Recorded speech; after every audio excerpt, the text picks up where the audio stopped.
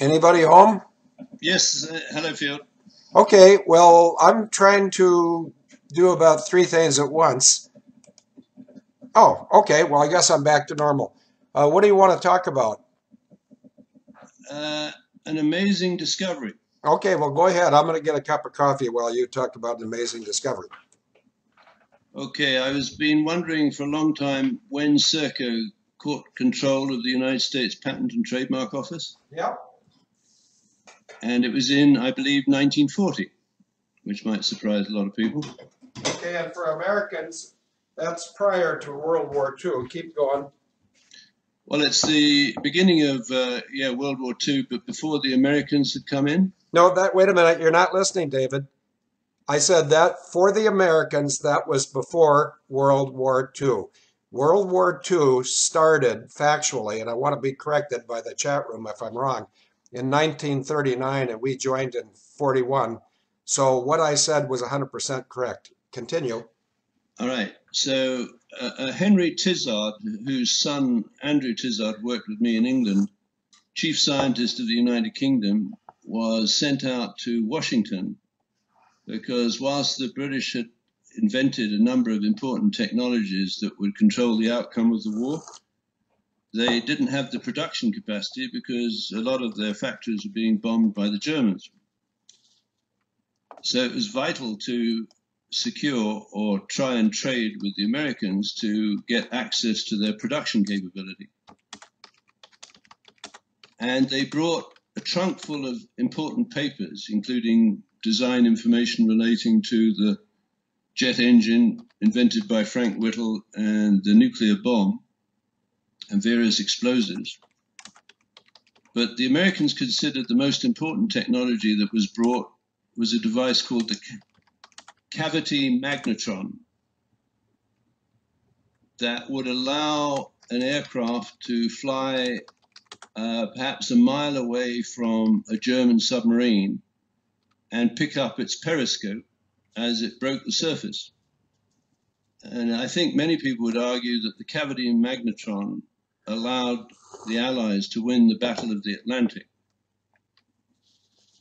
What I discovered to my horror was that there was a covert agreement that whilst the magnetron was being transferred from technological point of view to the Americans, and the Americans would start producing it. By the end of the war, I think they were producing 1 million a year, which is just an extraordinary ramp up of production. But the British and the Americans hedged their bets by taking out a patent on the cavity magnetron. Now, whether Churchill knew about this, whether this is called a submarine patent or whatever, I'm not sure of that. But it turns out that the patent was taken out around September of 1940, when the Tizard mission was actually in Washington discussing with high-level American military intelligence people. And the company that took out the patent, you probably won't be surprised to find, Field, was Radio Corporation of America. Yeah, that means circle. Keep going. It means more than Serco. It means that the Radio Corporation of America, founded by a man called David Sarnoff, who stole the Marconi patents in the 1920s, deeply embedded in US military intelligence, was actually a traitor. And I think it's highly likely, and I haven't yet had time to explore it, that the Americans and the British made the cavity magnetron available to the Japanese so they could pick up the targets at Pearl Harbor.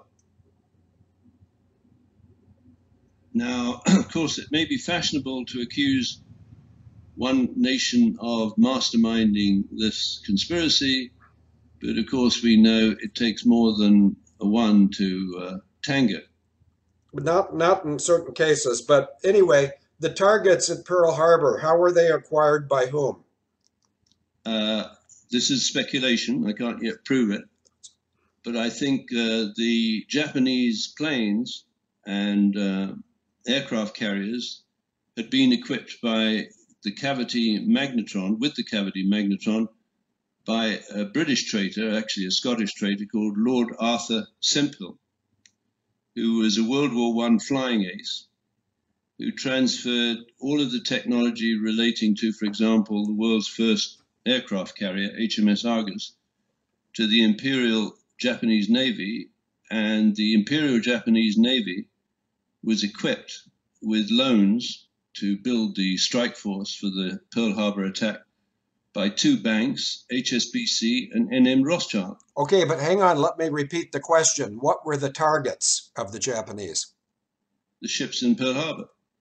But they were attacked from the air, not from submarines.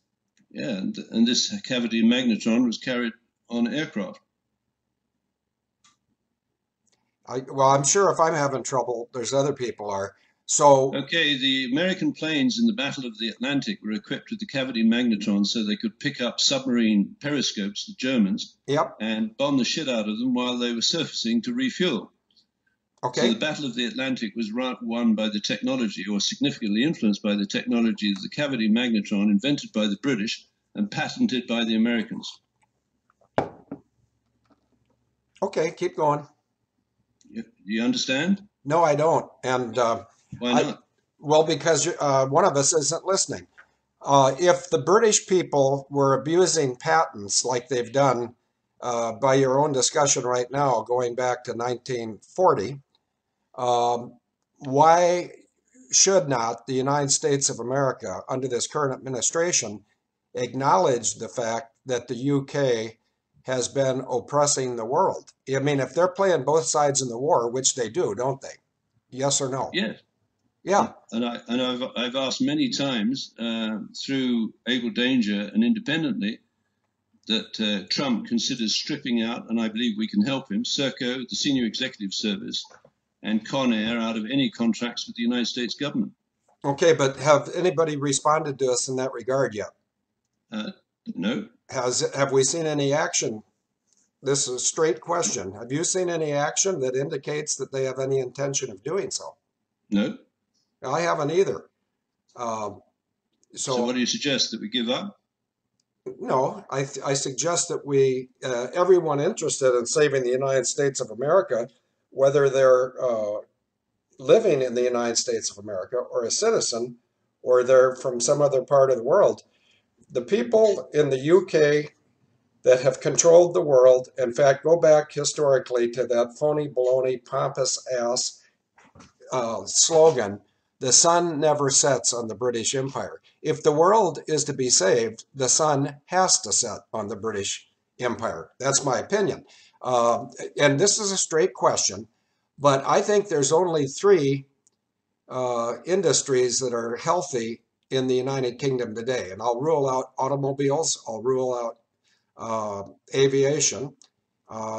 Other countries create better railroads, and I'm not sure if the shipbuilding industry is robust.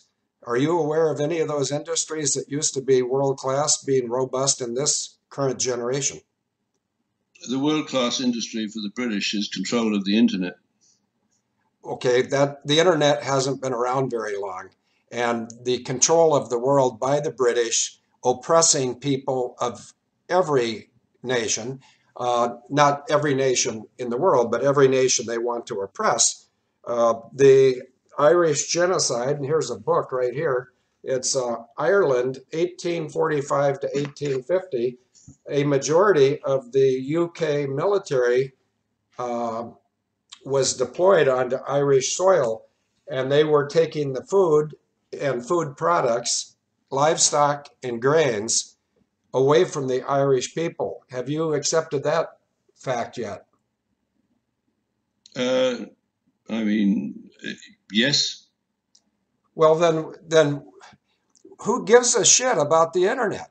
What I'm saying is the UK has been the guilty bastard in the Ottoman genocide, the Jewish genocide. Do you mean the Armenian genocide? Yeah, and that was the Ottoman Empire. Do you remember what two countries were in it? Turkey. That's one. You give me the other. Armenia. They were split. But let's stop right there and get somebody. Where are we going with this, Phil? We're I going mean, where the are truth you lies. declaring war on on the United Kingdom? It was suggested in 1930, and it should have, had it been done in 1930 with War Plan Red, World War II wouldn't have caused millions and millions of deaths. Yes, I'm saying that exactly. The UK needs to be cleaned up, get rid of fake royals that are not even UK people. The Windsor family is German.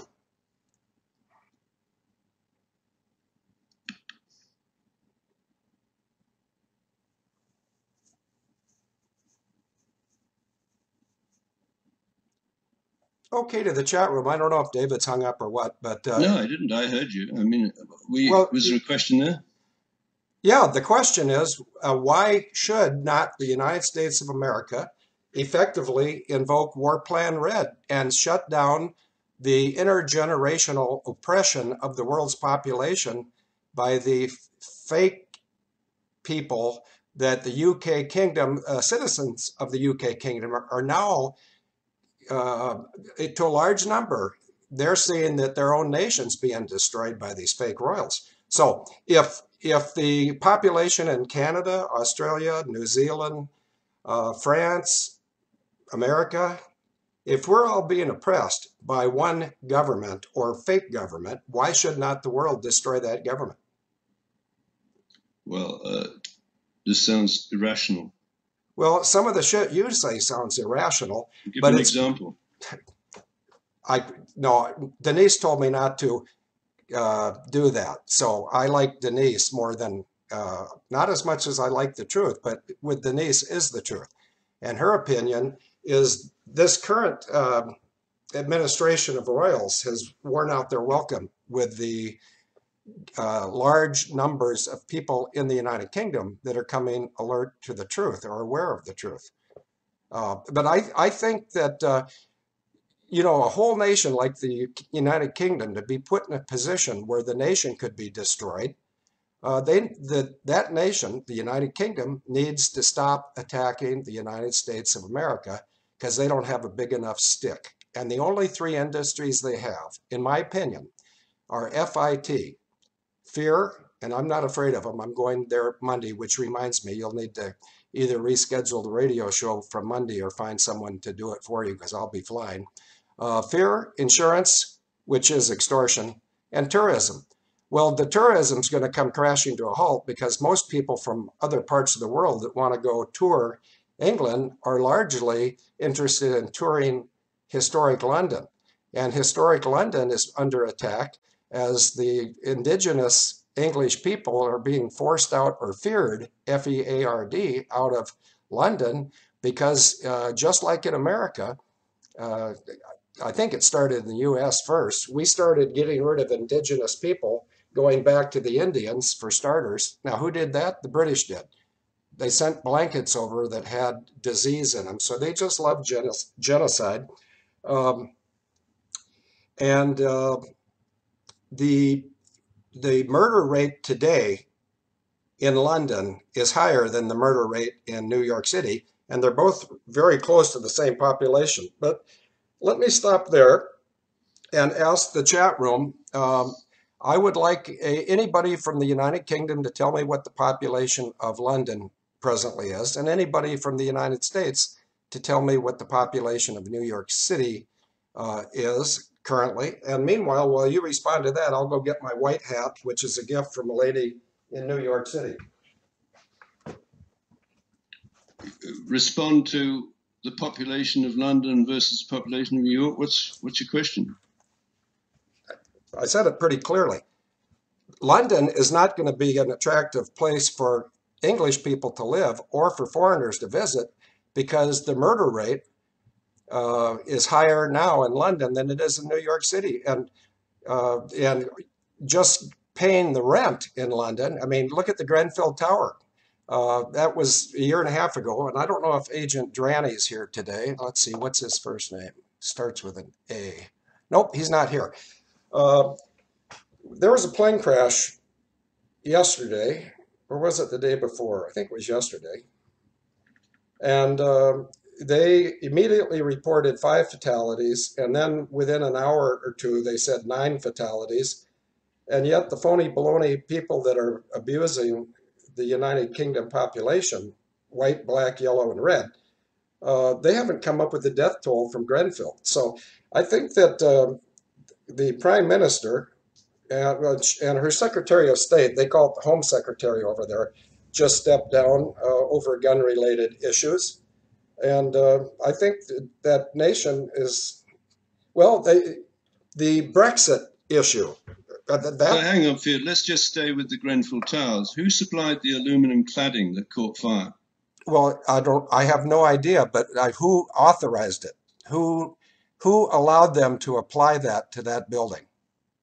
Well, the local council would have decided, and they're not experts, but they're apparently being sold a legitimate cladding, but it wasn't fireproof. In fact, very probably it had been sabotaged, and it was supplied by an American company. Good. But who would it? Good that they supply lousy cladding that catches fire and kills a whole bunch of people. What do you mean? I think that you're walking into a trap slowly. Whoever's in control of London and the buildings and the codes, they ordered the cladding, didn't they? Yeah, but did they know that it had been sabotaged or properly sabotaged so it was flammable instead of being inflammable? They don't have a test. They're not going to test every cladding that's sold. They assume a bona fide American company that's selling the stuff has done its homework. Yeah, but the UK sells bullshit engines to the Americans. What are we arguing about, Field? I mean, we argue about America. I mean, we're talking about the truth and justice. If the United Kingdom is trying to destroy my country, I have every right and obligation to defend my country. It's not trying to destroy your country. Yes, it is. There are people inside the United Kingdom and in the United States that are collaborating, led very significantly by your sister and various corrupt agents in the United Kingdom that would like to bring your sovereign state down to its knees. And by taking attention away from your sister, of course, we deflect attention because she is a principal planner and role player in the attack of 9/11. I know that. So what have we done about it? We've done everything we could do, and I think it's time that we think of other things to do because it's not getting through to the people controlling the world. Well, are you suggesting that we stop this radio show? You can if you want. I'm not going to do it. No, I'll continue. I'm not going to be responsible because I think it's a very important vehicle. But when we're talking about this, we're speculating about motives. We're demonizing an entire nation. I'm a British-born citizen. I'm proud of it. Well, you're British, so is Dransfield. He's proud of it too, and he didn't like the war plan read. But see, neither one of you are students of history. In 1930, the United States identified every potential nation in the world that existed in 1930 that could potentially become a war opponent. And War Plan Red was created in 1930 to destroy the United Kingdom. And the United Kingdom got, when they got their tit in the ringer in World War I and World War II both, they came crybabying to the United States to come over there and defend them. If any nation attacks another nation, the populations of both nations should call for their nation to survive, prevail. But before they do that, they should learn to see if their nation's being just and truthful. Now, you can't possibly have a just and truthful nation, and this could be most of the nations of Europe. They have royal families. The Middle East has royal families. There's no such thing as a royal person.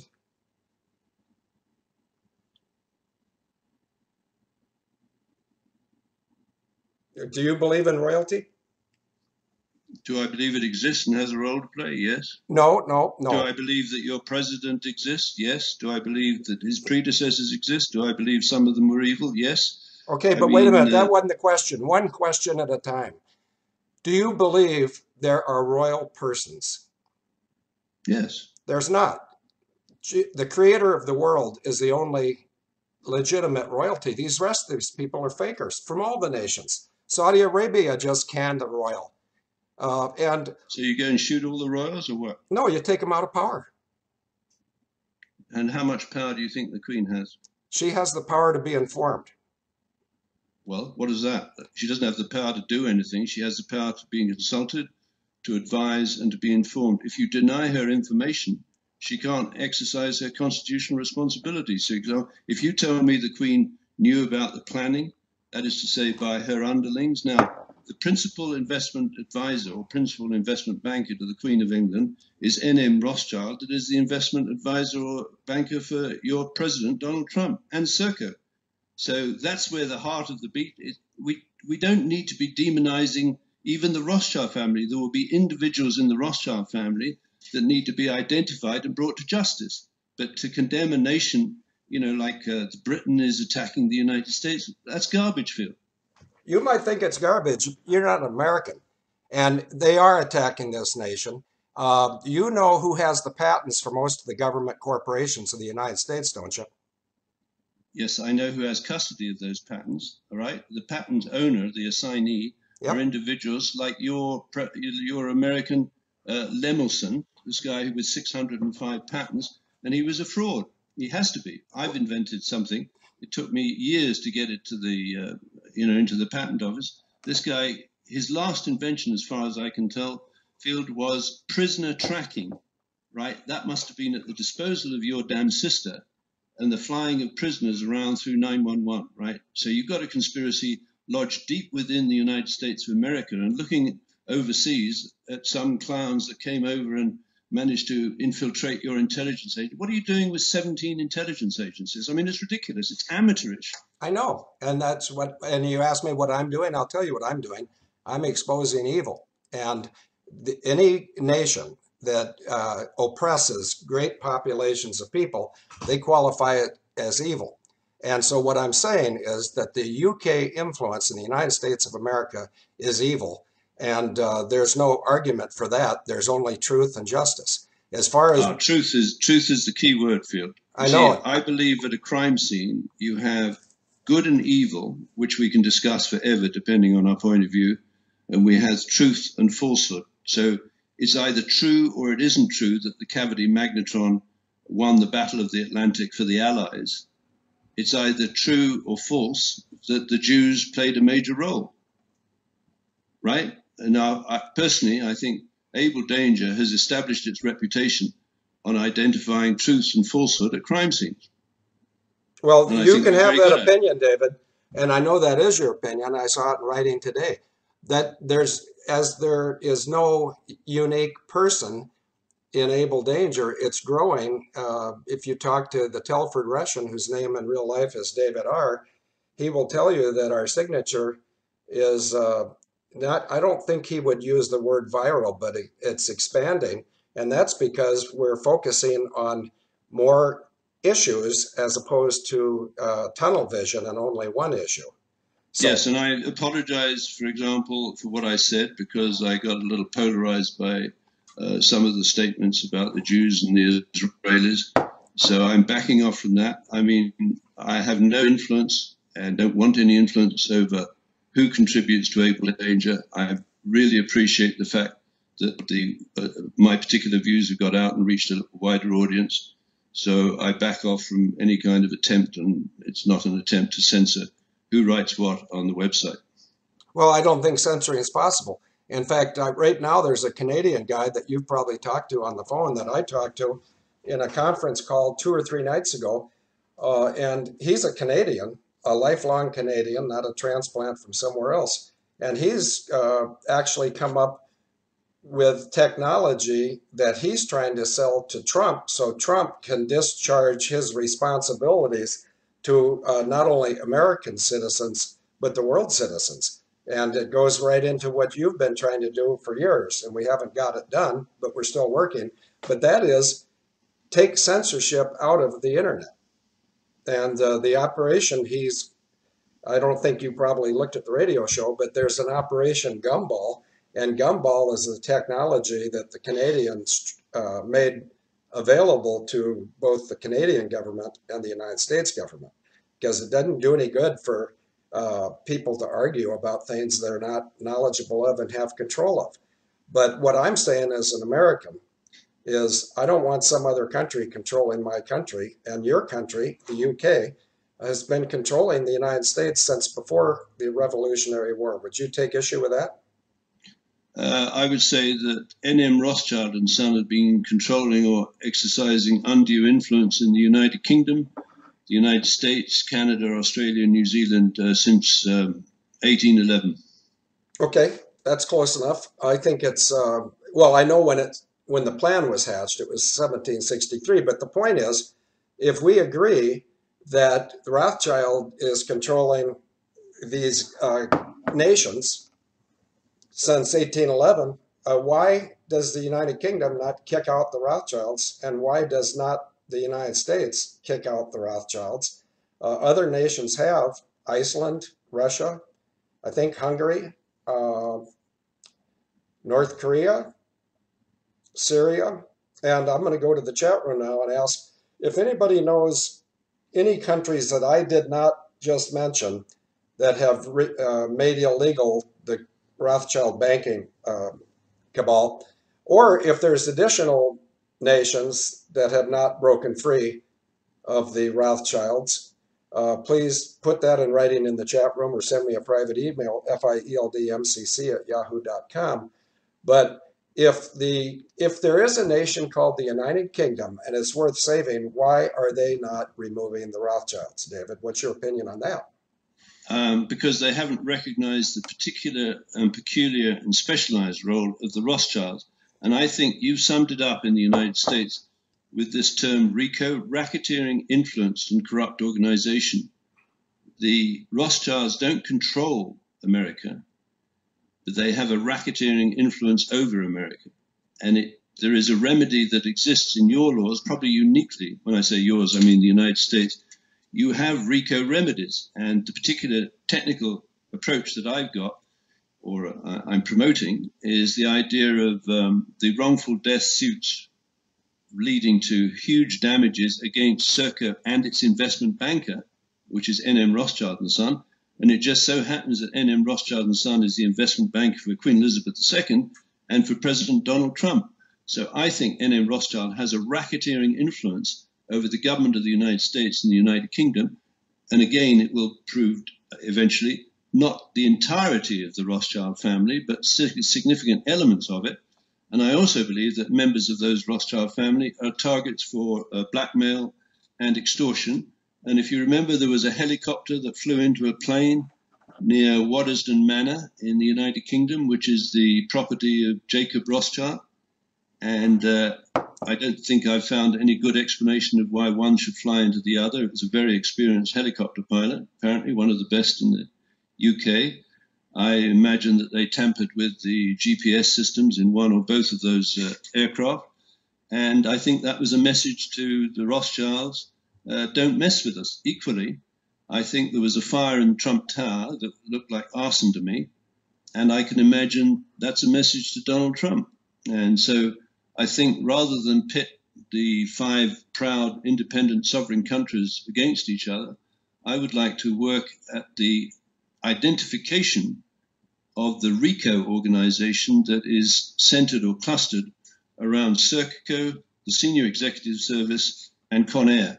And then that will lead where it may, but I think it will lead ultimately to not just a civil case for damages, which could be huge, but it will lead to prosecutions in the civil law. But going the other way about it, it's extremely difficult to prove murder one when the jury, the judge, and the public at large are deceived or terrified. Over to you. Yeah, but I still don't know why the UK is putting up with the Rothschilds. I was actually about 35 miles from that crash. That crash with the helicopter and the light aircraft, visibility was a problem because the light aircraft was uh, well, let me think.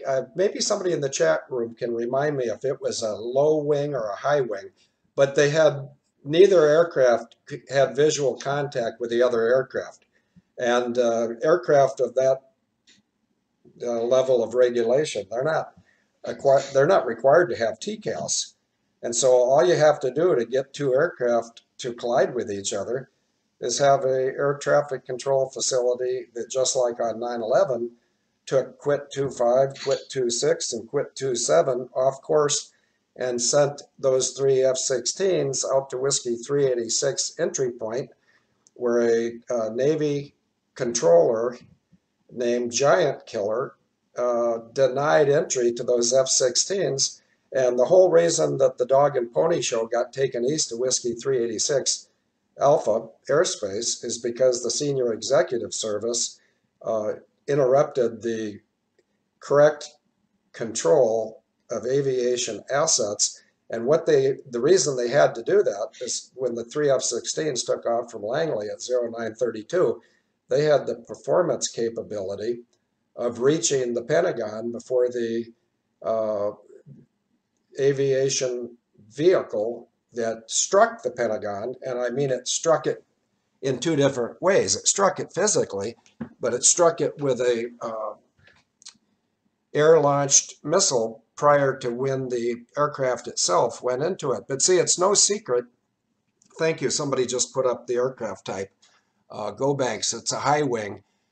Yeah, there we go. So the high wing aircraft, the pilots in a high wing aircraft can't see above them very well. Pilots in a helicopter can't see below them very well. And a collision occurred. But the collision occurred either because of incompetence on one party or another, or both, or due to malfeasance of the controllers, or both. And so, maybe if somebody's trying to warn the Rothschilds and Trump, maybe it's time for Rothschilds and Trump to figure out what team they really want to be on. But in the meantime, the global commoners don't need to be held in the limbo they're at. Are you aware of a little boy that was murdered by the National Health Service at Alder Hey Hospital recently over in Liverpool?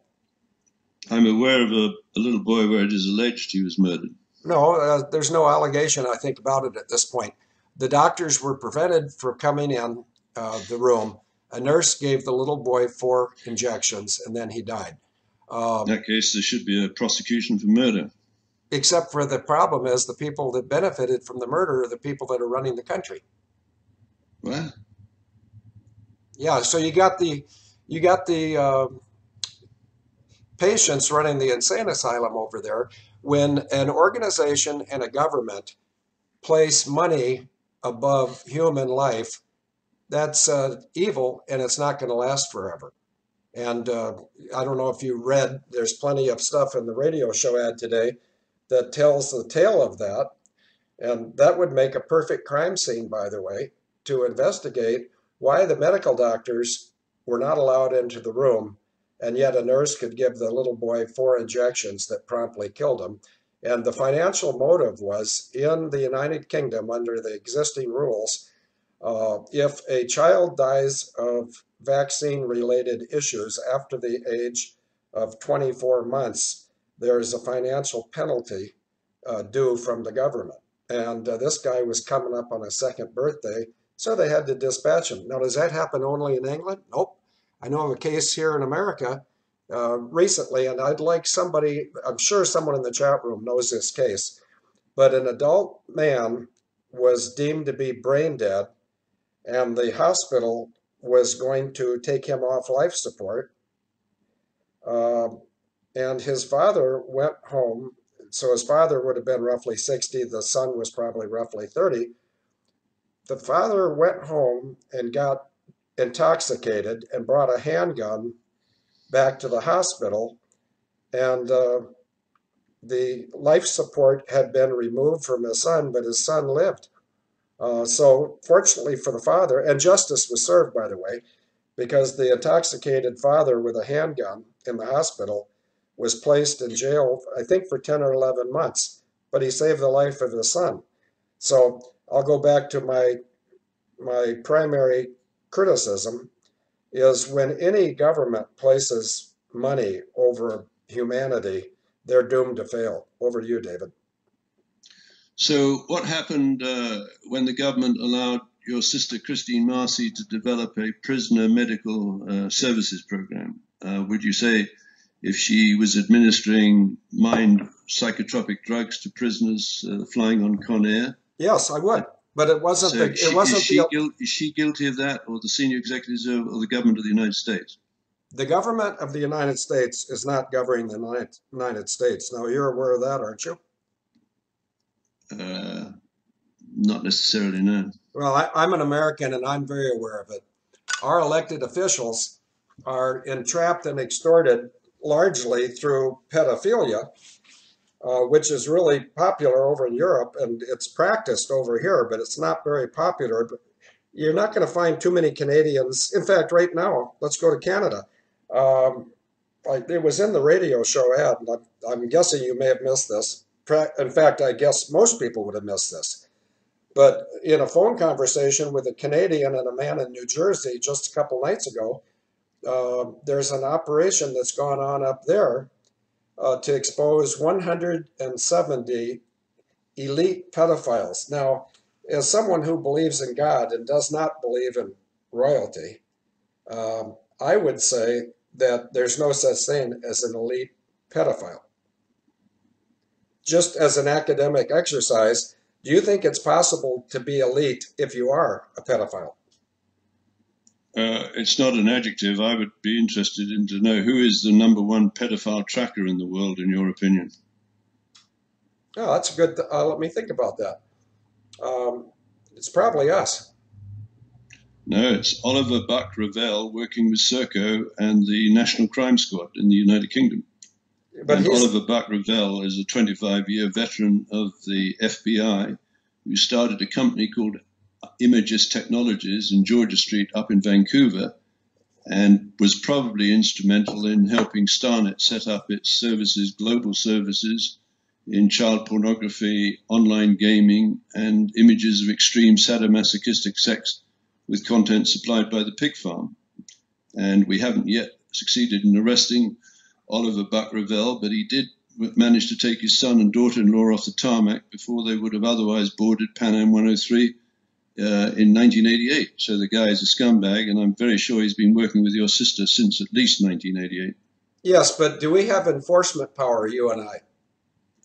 No, we do what we do, and I think we've been doing it very well.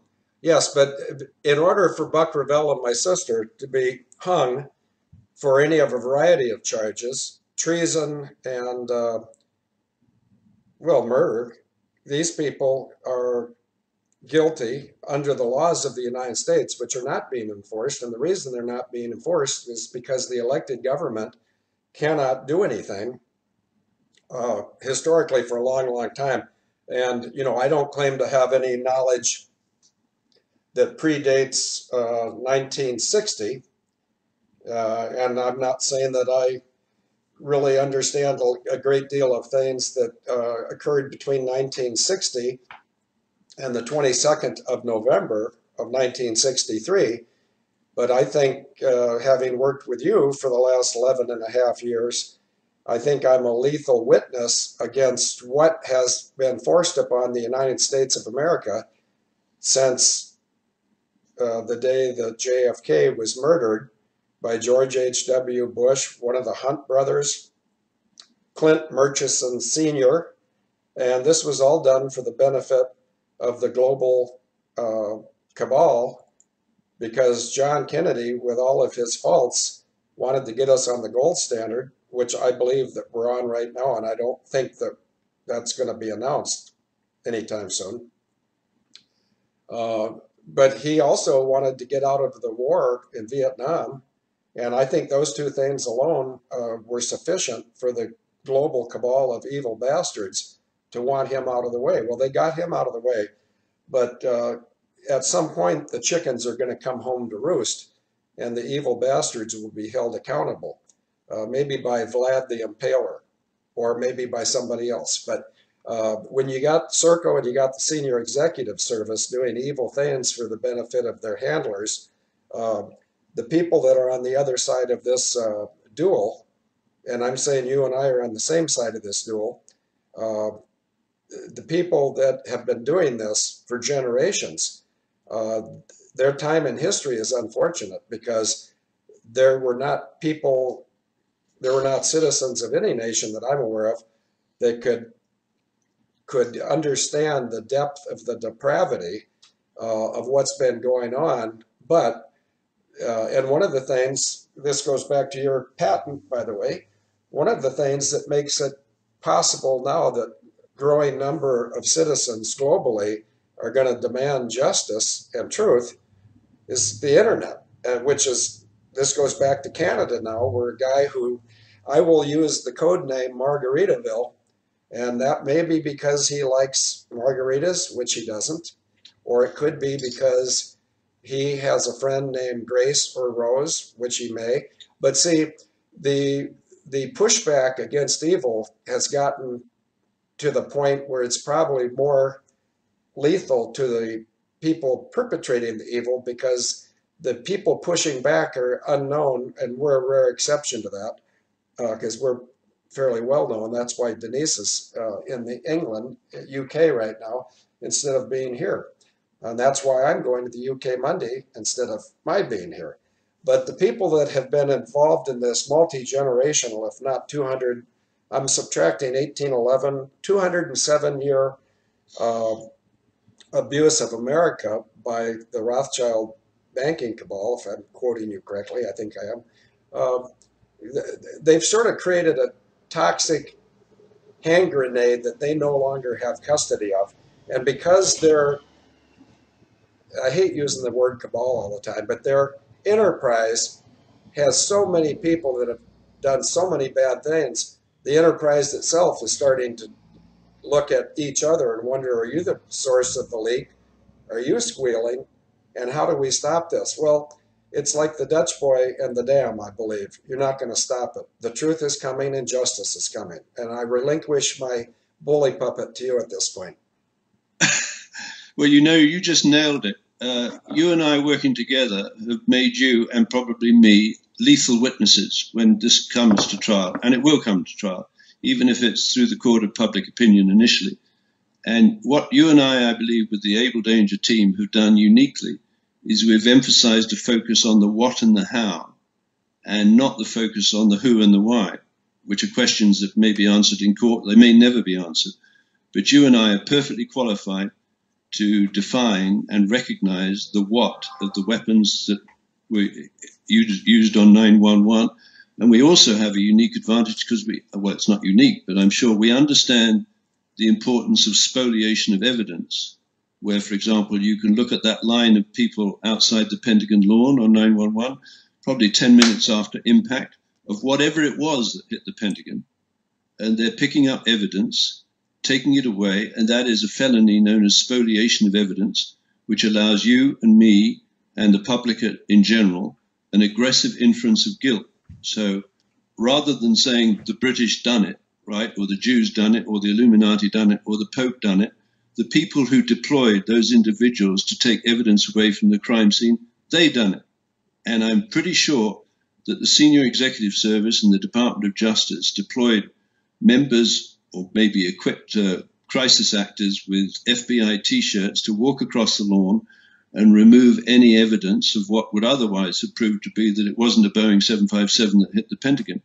So I don't think we're not arguing, and maybe I overreacted when I looked at the show ad today. I mean, because what I felt was that we were focusing on the who and the why. And you know what, Phil? I can't answer those questions. I do feel reasonably confident after 10 years working with you and the work that you and I have done prior to that first meeting in December of 2006, that we're probably the best expert witnesses for answering the what and the how of these events. And that can be placed in front of communities. They can ignore it if they will, but it would allow this basic, I believe, remedial engine of a class action lawsuit for wrongful death based on the negligence, recklessness, willfulness, or fraud of the custodians of the United States patent pool.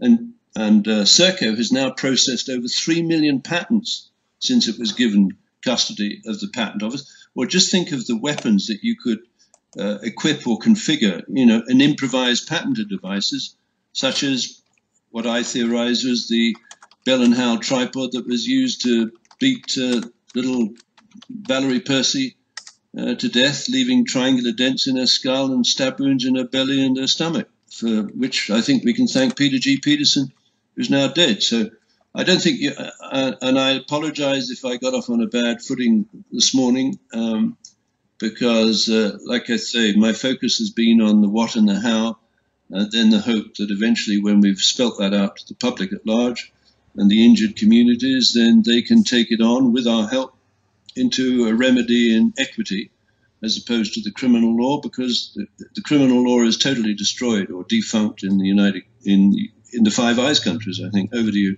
Yeah, I agree with that completely. I think it's wise for all of us to understand that in a battle for all the marbles, and that's lighthearted, but if there's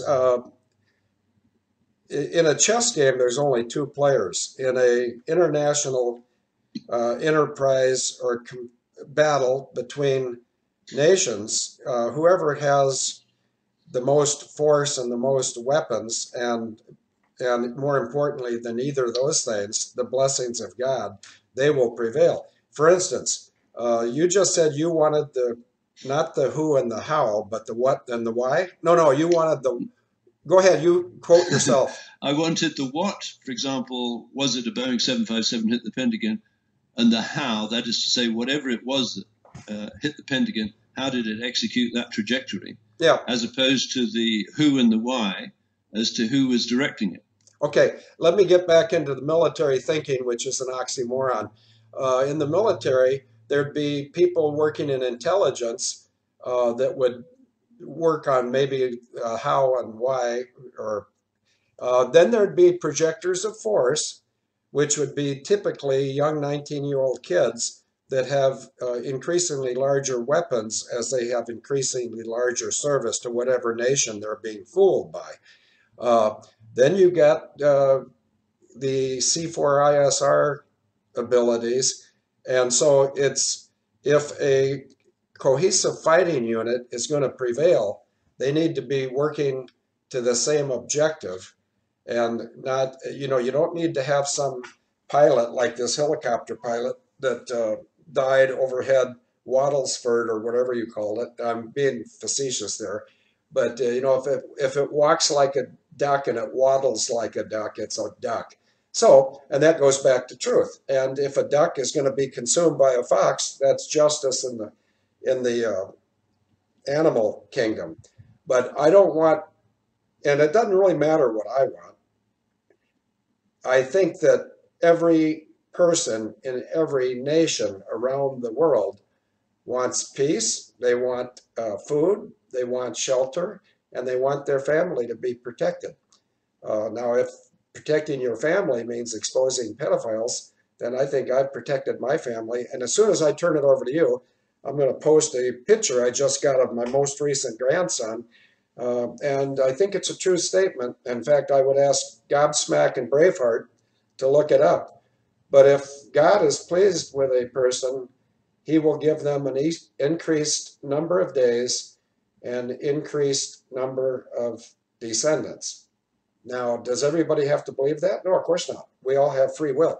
But it is written, and I do believe it's true, but those are opinions, not facts. What I will state as facts that are related to my opinion is I woke up this morning.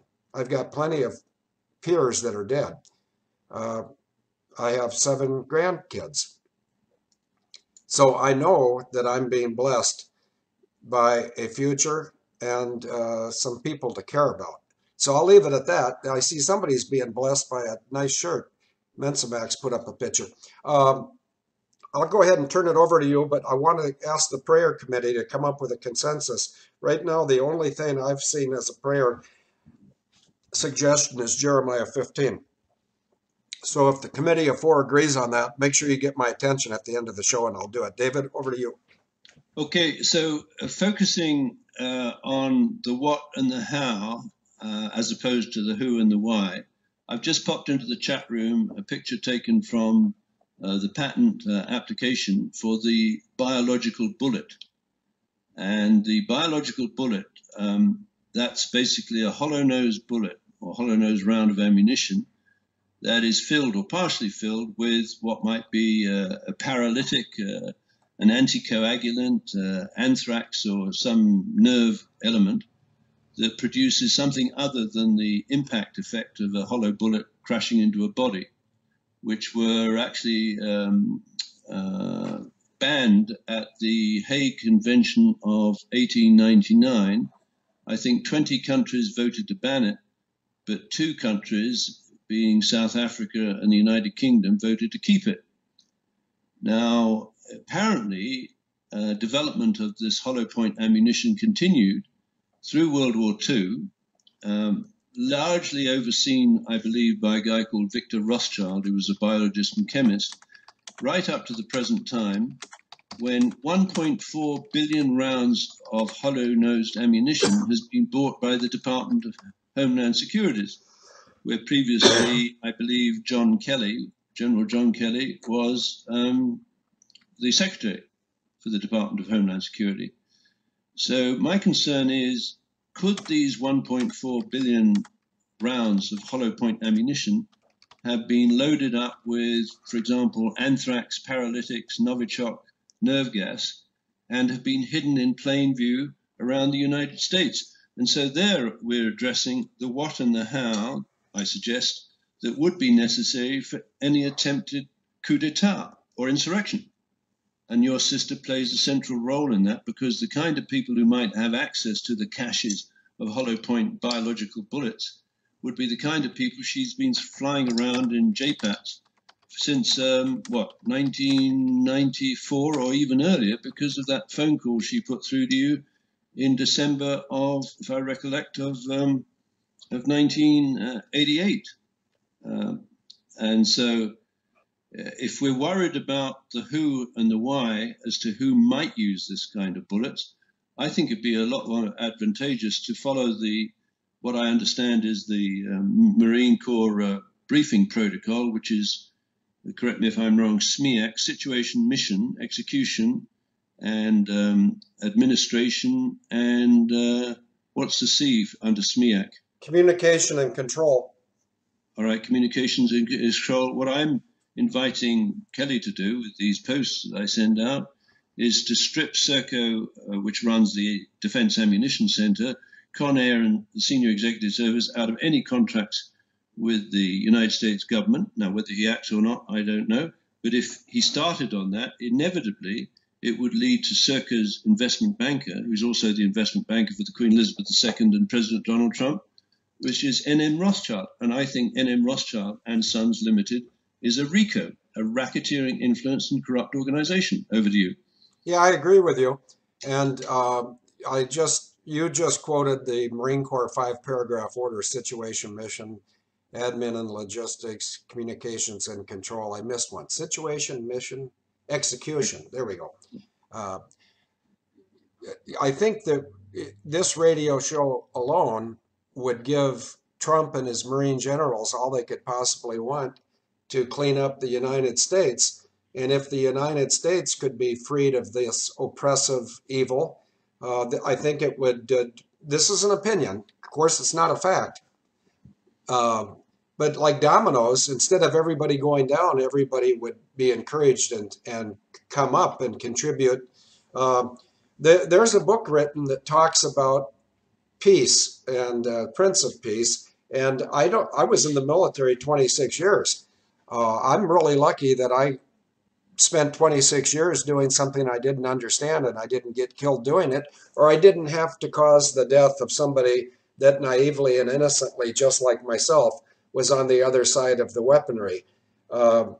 Peace would profit $7.5 billion people today.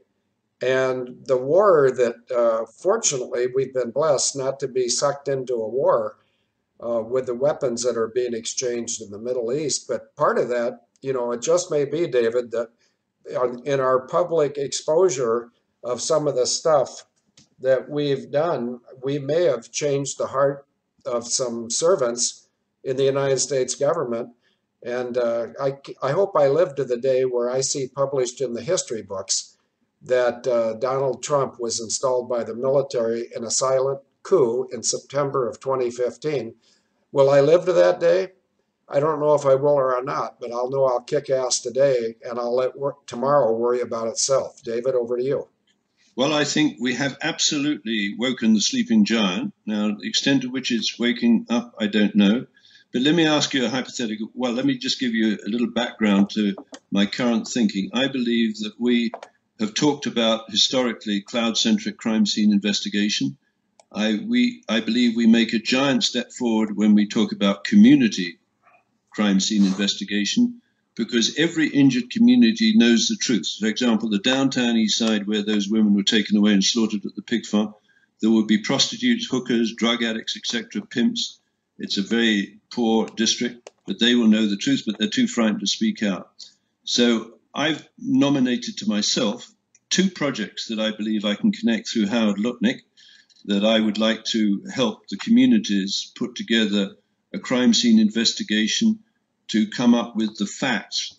Technically in Latin, it's called the actus reus, the facts of the case, the physical facts of the case. The other part of a crime is mens rea. I think every time we stray into mens rea, we start speculating with our prejudices. But if we could equip a community, a target or injured community, with the actus reus of the offence that resulted in wrongful death, we can equip them and help them bring a huge class action suit for wrongful death. So my 2 communities would be the communities around the Twin Towers on 911 and the communities impacted by the serial killings at the pig farm in front of an audience of 2,000 people on a Friday night rave, where a significant number or members of that audience were, I can confidently believe, were flown up on your sister's Con Air planes. So if I said to you, Field, could you think, and I don't, if you don't give me an answer, I'll put 2 airplanes into the mix that I think you would be absolutely superb as a lethal witness. Could you think of 2 related projects that you would like to address if we were, through Able Danger, providing a community-based crime scene investigation based on the actus reus, the facts of the case? Over to you. Okay, are these things that I think that I could argue effectively? And Yes. okay, then tell me which 2 you just selected, so I don't select yours also. All right. Mine is the pig farm, the serial killing of the women, Yep. and the Twin Towers demolition. Oh, okay. Well, I would have selected the Twin Towers, but that's all right. I'll select the Pentagon for one, and I'll select John Benet Ramsey for another. Is that one of your first 6? No, I would invite you to consider MH370 and MH17. Oh, I could do that in my sleep, honestly. Well, Exactly. I know But, I it's. mean, I'm talking about being a lethal witness. Oh, I'm a lethal witness, all right. I'm the only person in the world that was called to Malaysia to explain to their government, and I've never publicly said whether it was their sitting government or their previous administration. But I'll tell you, one of the administrations did this without the approval of the other administration, and you can figure out for yourself which one you think it is. Also, when I spoke to four individuals in one of the administrations all day long, from like 8 in the morning till 5 in the evening, uh, and there was not anybody rolling their eyes or doubting, because this is a technology they were not aware of. I spoke for about 2 to 3 hours to 15 experts of Malaysian airline system who knew they just suffered a loss that should not happen. Now, I know that I would make a lethal witness because someone, no, I'm not going to, yeah, I'll just tell you the name of the someone because it's public information. Somewhere along the line, I spoke with a guy named Matthias Chang. In fact, I can tell you that I had dinner with his family. I had pictures of me and the Petronas Towers taken by Matthias Chang or his family. And Matthias Chang, for whatever reason, wanted to be in with the 15 Malaysian airline systems expert that I addressed, where I did 97% of the speaking, and the 15 experts in the aviation, they sat there with eyes wide open, and there was no doubt they knew they were getting the truth. And fortunately for me, and I'm not taking credit for this, fortunately, I don't know, well, I do know. God inspired me to do something that most people wouldn't have thought of, but then I'm a person and I didn't think of it. God thought of it. He caused me to put something in writing on the 29th of March, and I didn't travel until the 15th of April. But what I put in writing, when I accepted the invitation to go speak, and now I'm gonna ask you one question because I'm smiling and we need to lighten this up. David, did you try to encourage me or discourage me from going to Malaysia? I I tried to discourage you. Yep, that's good enough. No, we remember it equally. But one thing that I did, which if you like wieners, like Hillary likes Anthony Weiner, uh, Weiner had insurance on his life. And I think that's going to be revealed before May 11th. That's an opinion. And I'm often wrong. I mean, I've been married 17 times. And what are the odds that I'd pick six people that are nuts and I'd take me 17 tries to get it right? But when I went to Malaysia, I went there 15 plus 3, 18 days after I put in writing, I'm going to come to Malaysia. I'm going to tell you the truth of what happened to your aircraft. And what the truth is that I believe Serco hijacked it at BITOD. And I believe that the United States Air Force, through an AWACS aircraft that I always call UCLA 27, and I would like Braveheart to agree with me. Braveheart, I'm not putting pressure on you. I want you to have a big part in this that you can enjoy and you're an expert on. Braveheart is younger than me, but he was once a very highly respected expert on a certain type of U.S. Air Force aircraft called a Galaxy, or if you like numbers, C5. Um,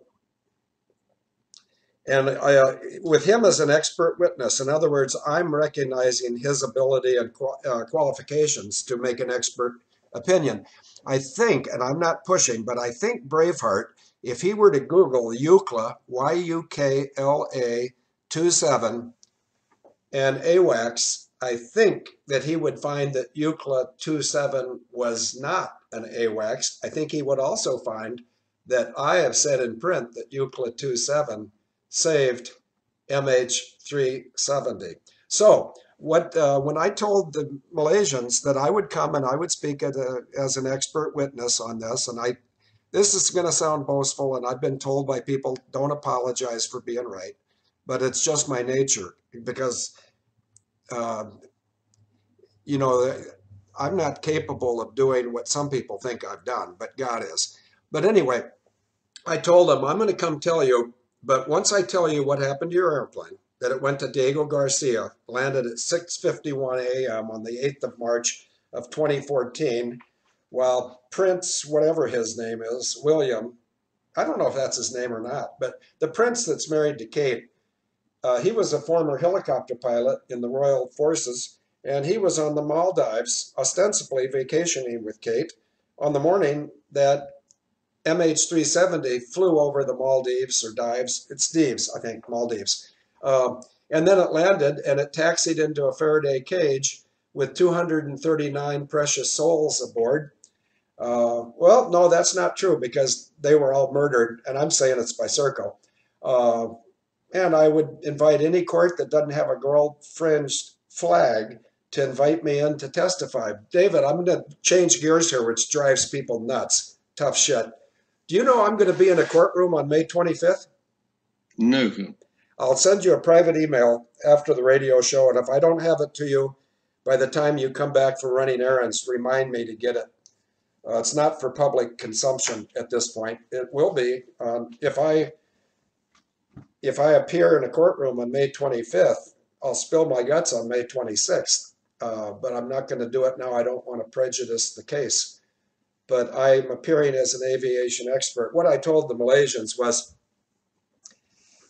if you don't share the truth of the two illegal technologies that took your aircraft to Diego Garcia, resulting in the death, the wrongful death, in this case, murder, I don't know how I can be much more clear than saying I truly believe that Serco murdered 239 people, and they did it because they were uh, forced to do it by, all comes back to the Rothschilds, doesn't it?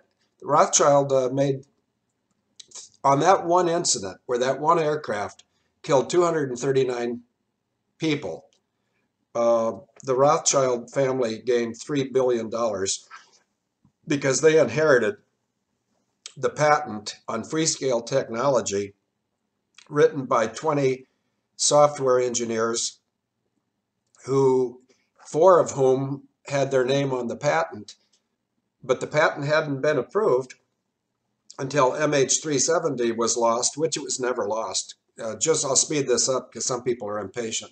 You know, people that like watching The Simpsons or Family Guy. But whoever took it first, I'm saying it's Serco at Bytod intersection, and whoever took it second, which I'm saying is US AWACS, that I call UCLA 27, which it wasn't. But there's a reason why I communicate like I communicate. In fact, I'm going to jump right over to Isaiah 55:11 and say, and so it is with the words of my mouth. They shall not depart from me and return void without having accomplished the purpose for which I say them. Now, am I preaching to the unsaved? No. I'm predicting to the evil parties that your ass is grass and I'm the fucking lawnmower. So, David, I told them if they didn't expose to the world media that the BUAP and the ATI were the weapons that killed 239 people, they should probably expect a second explosive event no later than 1700 on the 17th of July of 2014. This is not a challenge, David. I think you'll get it right, but if you don't get it right, I won't ridicule you or question why you've forgotten. I'm going to say it one more time, then I'm going to ask you a question. I told Malaysia on the 29th of March of 2014 that if they didn't share with the world media what I tell them as an expert witness, what took their aircraft to Diego Garcia, they should expect a second explosive event on no later than 1700 on the 14th of July of 2014. Now, David, do you know what day Malaysia 17 went down? July, right? That's the month, but it's 17th of In other words, Yes. the day that I picked. Now, some people could say that was a random selection. I can look everybody right in the eye and say, that was not a random selection, and I've got witnesses who know exactly why I picked that date. Would they say that I'm prescient? I swear on a stack of real Bibles, I am not prescient. Would they say I'm lucky? Well, you sort of make your luck with preparation in many industries. Or would you say it was an act of God? Well, I don't care what you say, but if you want to say it right, take choice 4. So, David, I humbly accept your nomination for me to be the expert witness that exposes. I'm laughing because I know how unpredictable I am, and I know how their ass is grass. Yeah, if you want me to be an expert witness on Malaysia 370 and Malaysia 17, I have to agree that I'm your guy because I'm the only guy that's got the track record. Now, I almost made a misstatement. I almost said of solving Malaysia 370, which I did not, or if I participated, it wasn't a solo act. I'm not the one who got the attention of Malaysia. That was Craig Peterson when he put out a 5-minute and 40-second YouTube called Boeing Uninterruptible Autopilot. But I am the only person that predicted they'd have a second explosive event no later than 1700 on the let me think of, the 1700 on the 17th of July of 2014. Now I'm going to shut up and I'm going to ask the chat room to tell me what time Malaysia 17 went down, local time in Donetsk, and we'll just see how close it was to 1700, which I predicted on March 29th. And if anybody really is curious as to how I predicted that date, I will look truthfully and I will tell you I was inspired by God to pick that date. David, over to you. Okay, well, now this is very exciting, and I feel we're so much more comfortable when we're talking about the what and the how rather than the why and the who. Now, in the particular case of those two aircraft, Field, when we go into court, and I think you will be one day in a court representing the community, the injured communities, which are primarily the relatives of the passengers and pilot and crew on those two planes, you will be able to go into court and describe the precise mechanism defined in the patent application taken out by Boeing, which allowed those two planes to be skyjacked. And so I put in the chat room, and this referring to 911, the following text. Over 260 people were murdered on planes on 911, allegedly skyjacked through Boeing Company's encryption for asymmetric data links, US 7023996B2, by members of Conair SWAT teams, apparently deployed through Jerome H. Lemelson's submarine patents for prisoner tracking and warning system and corresponding methods, US 6054928A, which I'm absolutely convinced we will be able to prove was supplied to your sister's Conair management team to provide the prisoners on parole or who had actually served their sentence at the crime scenes before the crime occurred, together with a script supplied by government, a spoliation sequence covered up the crime by government, and in the middle, a spin injected into the internet of fake news. And that will constitute, and my friend, and I think he's been talking with you as well, Phil, James Hale, he's a lawyer, and he pointed out there's often a statute of limitations where people who are applying for a claim for wrongful death, their time runs out. So if they haven't done it for 3 years, and I pointed out instinctively, knowing a little bit about the law, that in the event of fraud, there's no statute of limitations because there's a Latinism or a mantra that says they cannot keep what was obtained by fraud. So the people who are liable for those wrongful deaths, they won't be able to claim that the community went away and didn't file a claim, because this will then be treated as murder one, where there's no statute of limitations. So I discussed by email what Tim might like as a couple of projects. And I know he did sterling work on the Titanic sinking. And of course, he's living in Japan, which was influenced by the Fukushima explosion, which was sabotage. So I'd like to think that he would bite into those two community crime scene investigations to set up a wrongful action. And I was thinking for Craig, and it's not for me to say, but I do like the way that you've bitten onto those two MH sites, because I think you are uniquely and superbly qualified to be a lethal witness in any class action suit for wrongful death for those two planes. As far as Craig is concerned, I believe he was part of a mortar team in the Rangers.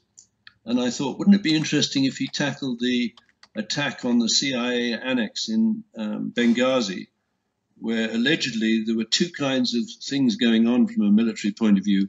A very loosely associated bunch of guys jumping up and down with AK-47s, and a precision mortar attack that killed the ex-SEALs on the roof of the CIA annex. I don't know what you think about that, Field. Over to you.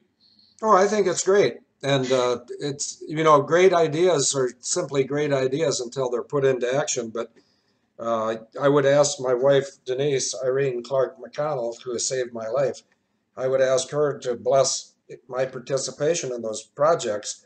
And she can do that next week, because it would be very foolish of me to announce my travel plans in advance. So if somebody wants to assume that I'm going to be on Delta Flight 10, leaving from Minneapolis Gate G6 at 1728 Monday evening, the 7th of May, which is next Monday, and if somebody wanted to assume that I'd be arriving at Terminal 3 of London Heathrow at around 0711 on Tuesday morning, and if somebody wanted to assume that Denise would come collect me, that's British. See, I have to speak British because we have great assets in Britain. Gobsmack, Liverish Peasant, Vulcan, Troy, Griff Eagle. We recently lost Lance Dangerfield.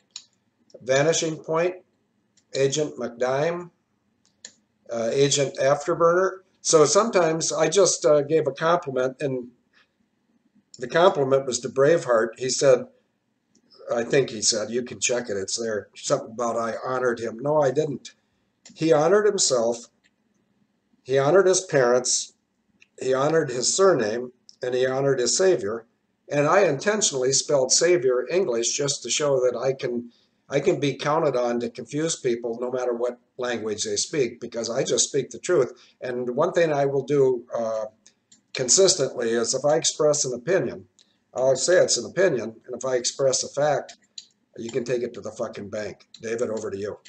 Yeah, I'm just typing out a suggested couple of projects. So for Field, and I'm not forcing you, and you'll only do it if you think it makes sense from a strategic point of view. I think MH17 and MH370 for you would be just out of this frigging world. Over to you. Well, yeah, but not for anything that I've done alone. And I would include you, Craig, and God as the three people that helped my name be put on the radar. And here comes, I'm always trying to take the argument, I'm trying to take the conversation back to Denise. Denise and I never would have met if she didn't have an intense interest, academic interest, intellectual interest. What the fuck happened to Malaysia 370? And every time she'd Google Malaysia 370, up came Abel Danger and Field McConnell. Well, Abel Danger isn't David and I. It's not David. It's not me. It includes a lot of people, and it excludes none. If somebody has information that we don't have, and you share it with us, we do know how to take that information, vet it, and then apply it. And when we apply it with a lethal effect. David, I'm going to ask you a point blank question, and I'm going to tell you before I ask you the question that 72 hours ago, I didn't know the answer. David, have you ever heard that John Benet Ramsey's father had lost another daughter before he lost JBR? Have you ever heard that? No, I haven't. I heard it from a Canadian 3 days ago. Now I'm going to put this, don't even listen or think about this right now. Think about what you're going to say next. But with the chat room, if anybody in the chat room, I see Billy Joyce is up in Canada, but he may not know either. I see Bob Hutchins is in Kimberly. I see Braveheart's out in Oregon, but somebody may know what I just stated. Now, I didn't know it 3 days ago, and I did get it from an Able Danger agent who stated matter-of-factly that was not the only daughter that John Bennett whatever his name was, the guy that works for Assex Graphics, he had apparently suffered the loss of another daughter before JBR was murdered. And I'll just go the direction you like to go, only because I believe you. I think my sister was up to her eyeballs in the John Benet Ramsey death. And unfortunately for my sister, who's a hybristophiliac lesbian with quite a track record, you can't prove a negative. So I don't think she can prove she wasn't involved. And I wouldn't be impressed with anything that might come out of her vulgar mouth. She has dishonored me. She's dishonored my parents. She's dishonored the surname McConnell, and I'm so glad that she's got a name Marcy, which is I believe it may be a derivation of the crime family, Marciano. Somebody that's from the East Coast and knows a lot of Italians. What's the name of the crime family? Was it Marciano? It's something like that. David, over to you. Right, Phil. So I see that there's someone has just put pig farm is a difficult one, but the reason why I've coupled the pig farm and the Twin Towers from my point of view is I think we can demonstrate a connection to the real-time interactive wagering on event outcomes by the Clinton bundler Howard Lutnick, because you see, I'm very, very confident that the pig farm was supplying content to Starnet Communications, which was engaged in the trade of child pornography, S&M sexual images and online gaming. So it makes sense for the audience of up to 2,000 people going to the pig farm to be placing bets after a woman has been shot with a bullet that contains, I don't know, anthrax, nerve gas, hallucinogens, paralytics, or whatever, that they wouldn't know exactly when she was going to die, but they could do, I think they call it a Dutch auction or some form of spread betting, where they would bet that she would die before a certain time in seconds after being shot, or after a certain time, and when the bookie, which would be Starnet Communications and maybe Ladbrokes in England, when the bookie got an equal, I think that's why they call it pari mutuel, when there's an equal money on the underside and the overside of the bet, then they trigger the event, which would be the death of the woman. So maybe she's electrocuted or whatever. They're not dissimilar, and I've always felt that the enormity of the organization, which was a racketeering influence and criminal organization that was able to establish this federally registered society, Piggy Palace Good Time Society, and murder maybe between 60 and 100 primarily First Nations prostitutes between 1996 and 2002. And the 1996 year is interesting because that's when Starnet Communications started. And I believe the party that started Starnet Communications in Vancouver was Oliver Buck Revell, the 25-year seniority in the FBI, who was assistant FBI director for counterintelligence and counterinsurgency and counter, et cetera, and the guy's a scumbag. So that's why I connect those two. And I think it's very obvious why you would naturally connect MH17 and MH370. And when you get up in court field, you can switch multiple modes, but they will know that they're talking with someone who understands the actus reus, the facts of the case, not necessarily the motives of the people behind it. But with those facts, the party that is claiming wrongful death has a cast iron opportunity to win a significant amount of money against the party with custody of the patents that were required for the hit, and that's Serco. And Serco has 10 global custodians amongst its shareholders with $100 trillion of assets under management and an investment banker named N.M. Rothschild and Sons Limited. So it's the low-hanging fruit for Abel Danger. Over to you, Phil. Okay, well, along that line, I just put a comment in the chat room, and it's talking about making community-based documentaries. As luck would have it, if you believe in luck, and of course, if you believe in luck, you haven't been listening. But Denise and I had a meeting with a filmmaker whose first name starts with an M, and his surname starts with a S-U-T-H-E-R, but there's more letters that I didn't put up there. But we need to talk to him when I'm over there in England, and I'll be over there, I think, 3 to 4 weeks, unless Denise's visa is delivered, in which case we'd come back as soon as we could together, which would be a great, well, a victory for Denise and I, but it would also be a victory for truth and justice. And so many times things are for sale or money is an object. But as of today, and I don't have a calculator in front of me, and it doesn't matter because I can pin it at $6 billion, we have a lawful claim and demand or notice and demand for $6 billion in damages. And it is a lawful technique that has been used with success in the past based on different circumstances. But when somebody in the United States is unlawfully incarcerated and then later proven to be innocent of the crime for which that party was incarcerated, they are remunerated for the loss of time. In other words, well, I know a man somewhere out within 200 miles of Washington, D.C., I know a man who was in prison for about 550 days, and he could have claimed 1.44 million per day. If it's RICO, he could have claimed 3 times that, which is 4.32 million a day times 550 days, or under God's law. And most courts and most attorneys don't give a rat's ass about God's law. If they did, they would never become attorneys or judges in the first place. Or if they are good people, they wouldn't stay in those professions because they would not be welcomed by their peers.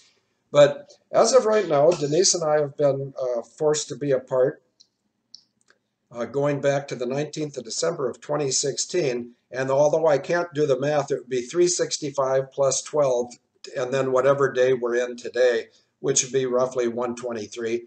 But I can't add those either. But under God's law, we could rationalize a demand for $6 billion. And David, I want you to know that if Denise and I get $6 billion, we'll probably send you a $20 gift certificate for the restaurant across the street from where you used to live. Well, you'll have to send me enough money to buy at least 3 mackerel so I can throw you a couple. Well, I think I can get Mensamax. In fact, Mensamax, if you're still here, let's see if he is. I think he'll produce 2 or 3 mackerels right now, and I won't have to share my $6 billion claim. But go ahead. Over to you. Yeah. So let me, if you're willing, Phil, let me just explore this idea of the community crime scene investigation. And I've been discussing it with James, and I think he's been in contact with you on some, and it's pure speculation and brainstorming at the moment.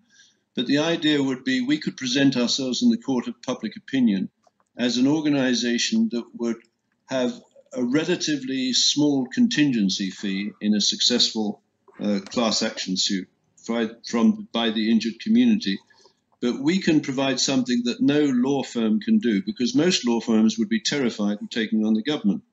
So the community that has been injured will never get representation. For example, the community has been saying, well, let's bring an action against the Saudi Arabian government. Well, the logical way to go after the Saudi Arabian government is through Serco, because Saudi Arabian government is one of Serco's shareholders that met on the 47th floor. So you don't go after a sovereign state. Serco is eminently suable because it has already been sued in various places around the world, for example, for illegally charging the taxpayer for moving non-existent prisoners in the UK. So that there would be 3 potential sources of revenues. And unlike you, I'm not primarily interested in money, but to make this successful, it requires certain resources. So I could see a project being set up right in the heart or on the edge of an injured community with a bank account that would collect crowdsourced funding to make the docudrama, if you will, participate in the class action lawsuit for damages. And I believe the average contingency fee charged by a lawyer who doesn't expect to get upfront payment would be 30%. And I would say, as far as Able Danger, cloud-centric crime scene investigators for a community, maybe we should charge half of whatever the prevailing lawsuit that would be brought by an ordinary lawyer. And then there would be the revenues from the film.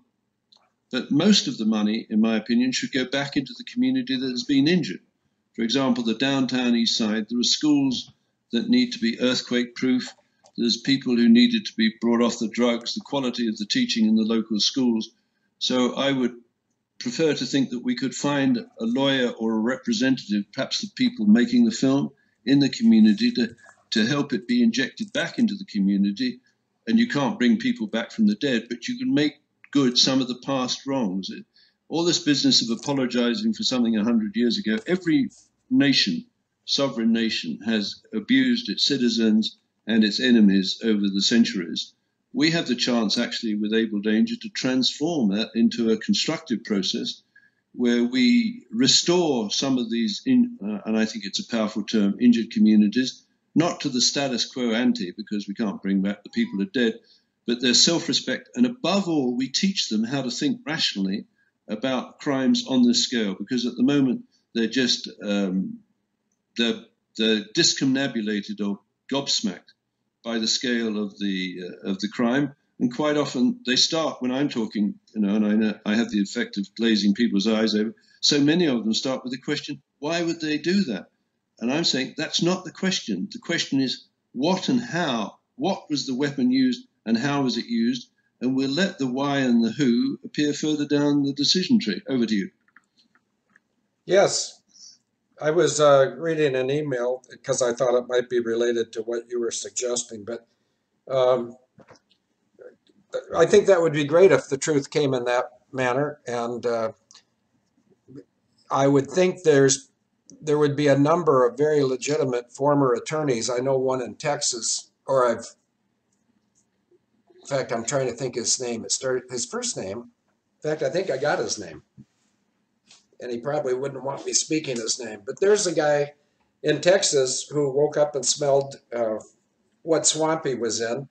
So he left the ABA, American Bar Association, which is owned by, uh, Northern Trust. They also own the IRS. And of course, since the American Bar Association is owned by a private corporation, Northern Trust, which some people would link with Serco, it would look like the whole system is rigged, and of course it is. But I think we can unrig it. Didn't you have a great grandfather that sailed great sailing ships that were propelled by the wind? Sir John Hawkins, yeah. Well, if God creates too much wind, what happens to those sails and those masts? They get blown off the boat. Yeah, well, I think that's the. Thanks for putting that picture up of me and Denise in the 40 Studebaker with the Chrysler 413. Um, in fact, I haven't driven that one this year, but isn't it interesting that I had a guy named, I put his picture in. There's a picture in the radio show ad of myself and a guy a couple years older than me standing by a 1937 Studebaker President. He and his wife and his daughter were up at my farm when they brought a trailer back to me, and he was interested in hearing the street rods run because of the Chevy 427 in one street rod and the Chrysler 413 in this one. So I ran the engines, and he really enjoyed that, and that's good. It's nice to be able to bring enjoyment into somebody's life. But going back to my analogy of your great grandfather, Sir John Hawkins, and being quite professional in his plying the ocean safely, and I say that because I don't believe he died in a wreck of a Edmund Fitzgerald or anything else like the 1857 loss of the gold carrying, I think it was a hybrid between wind and steam propulsion. But this is a good one for Gobsmack, or perhaps Braveheart, or perhaps Live P.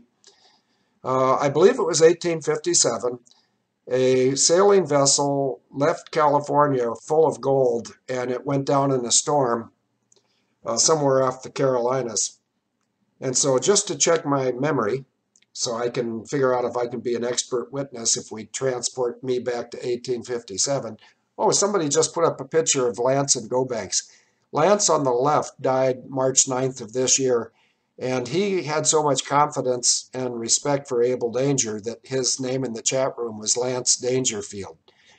And Gobanks, I've thought of him as Gobanks for so long. I get mixed up on if he's really Gobanks or if he's really Gobsmack, but it doesn't matter because he's Gordon Banks if he's not on a mission, and he's Agent Gobsmack if he is on a mission.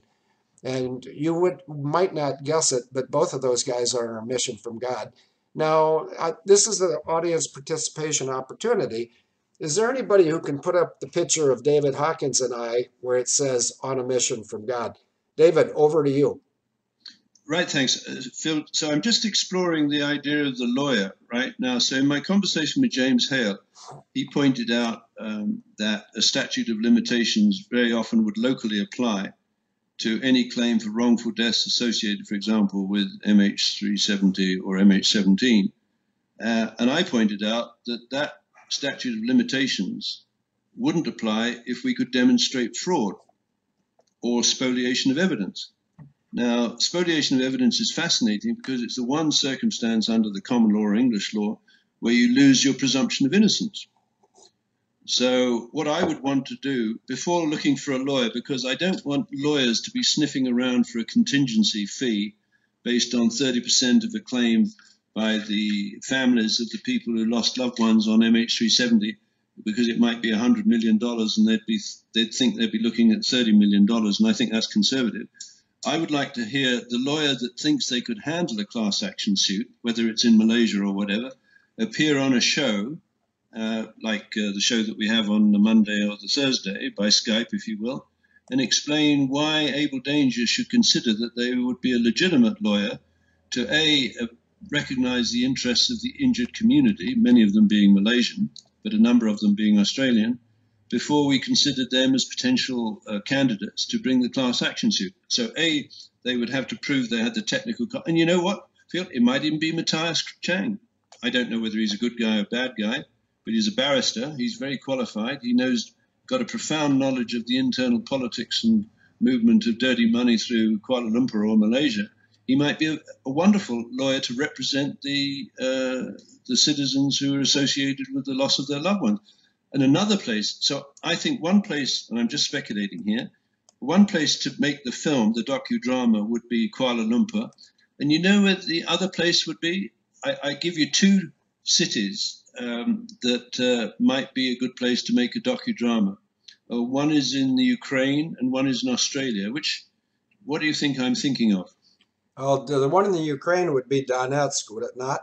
Correct. And this is stimulating because I can think of several places in Australia, but you only asked me for one, so I guess I'll put all my chips on Alice Springs, Orange Grove. I would say Perth. That's what I meant to say. When I said Alice Springs, I'm not saying you're wrong, Phil. Yeah. Right. But somehow Perth was where they sold Australians that MH370 was heading their way. Okay. And if it was skyjacked by this Boeing asymmetric encryption system, then we could demonstrate to the people of Perth by simulating the use of that particular patent on that particular plane that they could create the impression it was heading for Perth when in fact it was heading for Diego Garcia. Okay. So, and of course, I think Donetsk would be an extraordinary place because what Able Danger is saying is we want to go to the crime scene itself because the people in that area, they would have seen that plane. Apparently there was, the Kiev control tower. There was an allegation that the control tower was taken over by armed men. Okay. Right before the attack. So why wouldn't Serco, with its access to Con Air SWAT teams, have sent in a hit team into the tower to take that plane, the MH17, because didn't it change direction after a waypoint to the east of Ukraine and then went into the contested area instead of south of the Ukraine where the 10 preceding flights of that number had gone? Over to you. Yeah, it was taken off course and it was flown north of course on a easterly heading, and it was flown into contested military airspace. And so whoever did it, and I think I know who did it, you probably think you know who did it, we're probably agreeing on who we think did it. They're using the same pattern as they used on 9/11 and on Extortion 17. They give you some visual eye candy. That's redundant. They give you something to look at that's not right, to put the idea in your mind that this is how the murder took place. In the case of Extortion 17, the few witnesses to as long as I'm being so honest about Serco, I can't get killed twice for saying I believe Obama was behind the murder of the 38 men and a dog on Extortion 17. And I'm willing to go to any crime scene that could be identified where there's a victim of Extortion 17. And the first one that crosses my mind is Stuart, Stuart, Florida, because the parents of, his name's on the back of my 36 Studebaker, but Aaron Carson Vaughn, ACV. Aaron Carson Vaughn's parents, and their names are Karen and Billy. He prefers Billy. But Billy and Karen have been in this office numerous occasions, and we agreed to They brought 98% of the information to this office, and I listened for about 30 minutes. I hope I don't start crying right now because people would think I'm tired or weak.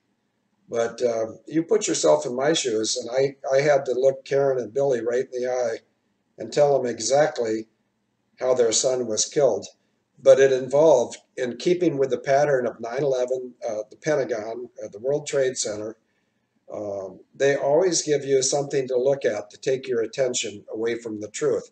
In the case of Extortion 17, the few eyewitnesses to that murder saw 3 RPGs, and I'm not a name dropper. Uh, I'm not. And I'm going to tell everybody what an RPG is if Braveheart or Gobsmack hasn't already done it, or Livebee. Uh, it's a rocket-propelled grenade, and so a rocket, by definition, has a burning exhaust, which is clearly visible at night. And Extortion 17 was taken down in the hours of darkness. In the case of Extortion 17, it killed 38 men and a dog named Bart. The few eyewitnesses that were there saw the first RPG go underneath the Chinook helicopter. The second one went through the rear main rotor blade arc, which is a big circle. In fact, I'll show you what it looks like. If you're talking about the rotor arc of a helicopter, it's a round circle like this, and the connecting thing, whatever connects, I think it's called a rotor hub, that bears the weight of the helicopter below the rotors. They took off, I think it was 14 feet of one of the rotor. Watch this chat room participation. Can somebody tell me what the rotor? David, you're going to have to help. Oh, no, I got it. Radius is one thing, diameter is another. I need the rotor diameter of a CH-47 Chinook Army helicopter, please. And I had to sit here and tell Karen and Billy that I figured out how their son was killed, because the first RPG drew the attention of people. The second RPG did the blamed damage. Yeah, everybody in the U.S. government said, "Oh yeah, it knocked the rotor blade off. It only knocked 14 feet." But then the third one went overhead. Well, okay, so what really happened? I told Karen and Billy, I said, I got one question for you, because they'd already said it was struck at 125 feet AGL, above ground level. I said, I got one question for you, and I hate to ask it. And Karen and Billy, they said, no, go ahead and ask it, because we want to know exactly how they killed our son. And I said, what was the condition of the bodies when the first responders got there? Karen, the mother of the man killed on the 6th of August of 2011, Karen said soup. And I had difficulty communicating at that point, just like I'm having difficulty now to some degree. I said, are you telling me that the 38 men and the dog were liquid? And she said, yes, the only portion of our son's body that was identifiable was his skull, and not his whole skull, because his NVG, night vision goggles, were blown halfway back into his cranial cavity. And I said, well, I can tell you exactly how they killed your son. And they looked at me with trust, just like the Malaysia 370 experts and the government looked at me with trust. And they said, so how did they kill our son? I said, they distracted everybody with the RPGs. And then when they knew that it looked to the people with eyeballs that the second RPG had gone through the rotor arc of the rear main rotor, I say rear and main don't really add up, because there's only 2 rotors on a Chinook, or a Sea Knight, which is a Boeing Navy Marine Corps type helicopter. I said, what they did was they had placed 7 Afghanistani mules, meaning humans that are carrying explosives. But right before the airplane took off, 7 Afghanis that were embedded with them jumped off the helicopter and 7 more jumped in. I said, Karen, the second group of 7 Afghanis that got on the helicopter right as it was lifting off had plastic explosives all over their not survival vest, but their Kevlar vest. And I said, as soon as they knew that they got eyeballs on the damage to the rear rotor, they remotely detonated those explosives. I said, a human body or a German Shepherd, and it wasn't a German Shepherd, if anybody wants to find out what it was, 38 men and 38 men and a dog named Bart. The service dog, the SEAL service dog, was Bart. And he was similar to a German Shepherd, but he wasn't a German Shepherd. I said, as soon as they knew that they had a compelling video of an RPG allegedly causing damage to the helicopter, they blew it up. And I said, you cannot turn bodies into liquid falling from 125 feet. I said, they used explosives. The commander-in-chief, Obama, had to approve this. The Secretary of Defense, Leon Panetta, had to approve it. Martin Dempsey, who was the chairman of the Joint Chiefs of Staff, I think, had to approve it. A guy named G87 diagonal OPIE, who I think I know who he is, but I'm not sure. Otherwise, I'd tell you his name. But his military call sign was G87 diagonal OPIE.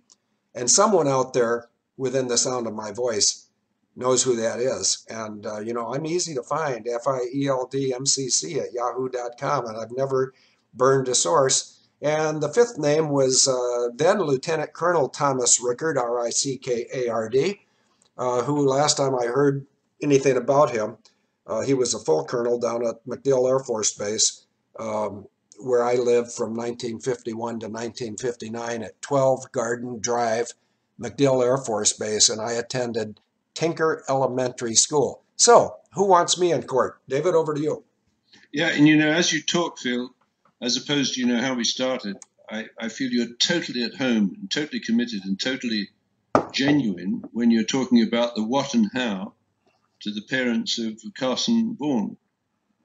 That's where you're comfortable. And similarly myself, while you're talking about Extortion 17, I thought, and I'm just speculating because maybe Craig says he doesn't want to have any role, but he could actually focus on the precision mortar fire on the roof of the CIA annex that killed those 2 ex-Navy SEALs, and Extortion 17, because those were RPGs, and I think you're right. I think, though, that the 7 Afghanis got on board, they were actually carrying some derivatives of smaxonic, which gives you that very high temperature, which can turn the human body into liquid.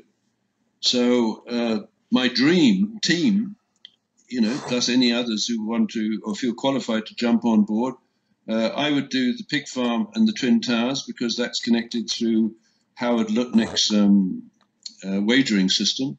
I think you could do the 2 MHs, 17 and 370, because that would be taken care of with Boeing's asymmetric encryption system. And, there'd be similar patterns, for example, for the Titanic and Fukushima. You see, back in the Titanic days, the communication system that was sent the signal to the Titanic to change course, and had it stayed, and this is Tim's research, and he's got a wonderful extensive article somewhere buried in the Able Danger files. I think I learned from him that 20 minutes before the Titanic hit the iceberg, there was a signal sent over the Marconi system, possibly from David Sarnoff in New York, or possibly from William Stevenson, the man called Intrepid, to change course. Had it not changed course, it would have gone through clear seas. It changed course into the iceberg. And I imagine real-time wagering in London, the Lloyd's Insurance Syndicate, which was Willis Faber, which did the Twin Towers and the tower in Chicago, would have been able to change the premiums and adjust the insurance and reinsurance to make a great deal of money when that ship sank. So literally the four of us, Titanic, Fukushima, Extortion 17, and the CIA Annex, you with the two MHs, and myself with the pig farm and the Twin Towers, we could run 8 community-based crowd scene investigations into the world at large. It's going to change the frigging world, where the communities, we help the communities file, I don't know, about 10 million. I think they could be $100 million lawsuits.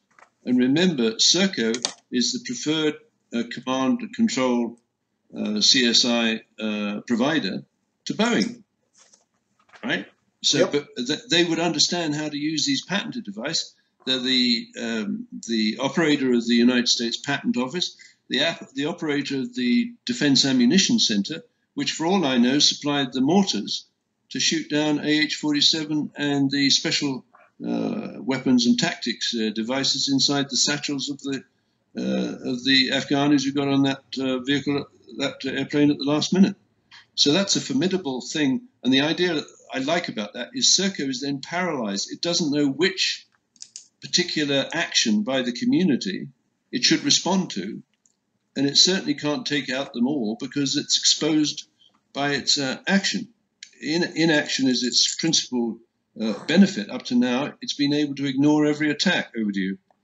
Yeah, well, I think you and James, if that's who's going to help, need to come up with a number, and then we publish them all at once. Yes. But I want to say 2 things. One is about Craig Peterson. People like Craig Peterson and me will, because of our military background, and he's much more specialized than I ever was, but he was in the service, I think, for 4 years or maybe 6. Tim Roberts was in for 12. I was in for 26. Braveheart was in for a long time. I'm guessing 20 to 22 years. He'll correct me immediately in the chat room. But people that have a military proficiency, they need to be left alone to employ force however they see an advantage. And that's where Craig, I think very justifiably, was somewhat offended. You don't take an expert and tell him what to say or tell him what not to say. You turn him loose and you stand by to see some asses get kicked in a nanosecond. And that's what Craig did when he was in the Army Rangers. He was basically, for the lack of a more accurate term, he was a hired assassin who, fortunately for him, probably never had to kill anybody. And I know that when I was flying fighters for the Air National Guard, I never felt like I was going to get to emerge, which means the point where 2 opposing fighters see each other and recognize each other visually for who we are. I never once thought I couldn't beat anything that came down the highway because I would trick them. In fact, I would TF them, but I don't want to offend the ladies who might not want to hear the word trick fuck. But one of your favorite flying stories about how I trick fucked a major once, and that's one thing. So I want to tell you what Craig's process was, and he understands me better than anyone in the world, except for perhaps Denise now. And that's why he put out the YouTube that looked like I did it, which I didn't. Craig Peterson put out Boeing Uninterruptible Autopilot. Then he sat back and he probably thought to himself, I wonder how long it's gonna take Field to find out what I just put on the internet.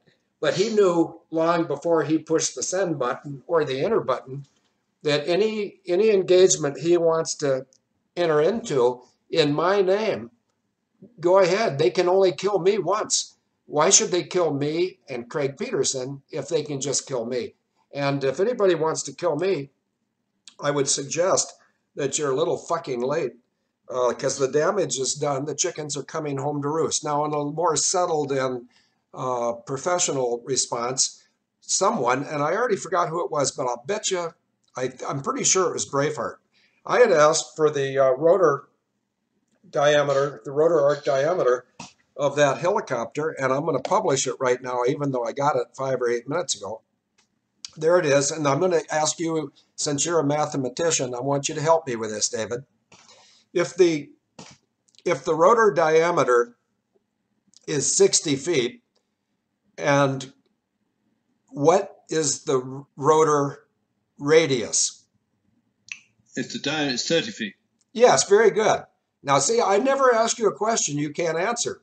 You have self doubts and you think you don't understand, but I always prevent, like I just said, when I said that the MH17 would go down later, no later than 1700 on the 17th of July of 2014, and I asked you what day it went down, and you sort of hemmed and hawed. Look at that. Braveheart, where are you getting all these pictures? He just put up a picture of about 10, maybe 8, 9 F-16s for my old guard unit. Those are the easiest airplanes I ever flew, which is a great tribute to whoever built them, which is, who did build that thing? Huh. General Dynamics? I can't remember. I never read the books on the airplanes. I just hopped in and went because once you get it off the ground, you can rest assured you have a huge incentive to get it back on the ground. And so you'll figure it out. They're like bicycles. That blue one right now, Braveheart, that blue airplane, I hope the ranch happens. I think it will. And I hope Braveheart and everyone else listening will get to Texas because I've got two professional sized pictures of that aircraft. And, my whole career was a huge blessing. I just got to do some very fun things, and I was fairly good at doing them, unless people wanted to tell me how to do them. And I had a rich track record in 26 years in the military of doing it my way and then getting my ass chewed when I got back. And I wasn't really tolerant of that. When I was a first lieutenant, I had a lieutenant colonel tell me how screwed up I was. And I basically told him, you got the right idea, but you got the symbology backwards. You know, two of us are sitting here face to face, and one of us is all fucked up. And he didn't like that. That's too bad. It was true. Okay, the other thing was, David, if the diameter is 60 feet and the radius is 30 feet, and I said previously, people can run this back and see what I said. I said, I think they took out 14 to 16 feet of a single rotor blade. Well, what happens there, in case people didn't understand, it's not that you're losing significant lift. You're losing any semblance of balance, and the aircraft beats itself to death. Now, if John McCain wants to argue that until his lack of brain cancer takes him downward, I'll argue it with him, but I'll say, hey, listen, you little pig fucker, let's go up 125 feet and jump off the roof, and then I'll come down, because I wouldn't jump, I'd push him. See, you don't play fair. When God asks you to do a mission, or your nation asks you to risk your life, you take every advantage to dominate. So I'd push the little pig fucker off the roof at 125 feet, and then we could take some cameras down, not NBC, not ABC, not CBS, not MSNBC. No, we'd just take some cameras down and see if he was liquid. There might be some liquid oozing out of him because you would think with all the dirt on him that he must be consuming copious dosage units, that's CDUs of alcohol, because people think alcohol will assuage their guilt. No, it won't. Nope, nope, nope, nope. And if it would, I would at some point be considered an expert. So, David, I think that if anybody wants to see the value of this 2-hour and 8-minute radio show, one potential value is, what if we sent a single paragraph via certified mail to President Trump, General Kelly, General Dunford, and General Mattis, and we sent the same thing to the board of directors of Serco North America, suggesting that they get the fuck out of my country before I get mad. David, over to you. Yeah, I think whatever weapon you choose to point at them, I think they're on the defensive. The extent to which the corporation is, in its widest sense, has woken up, but I'm 100% behind you. And now what I've done in the chat room, all of those people who I will never know, similar to the women of the downtown east side, there's these little medallions, very touching, of the people who died, I think, in Extortion 17.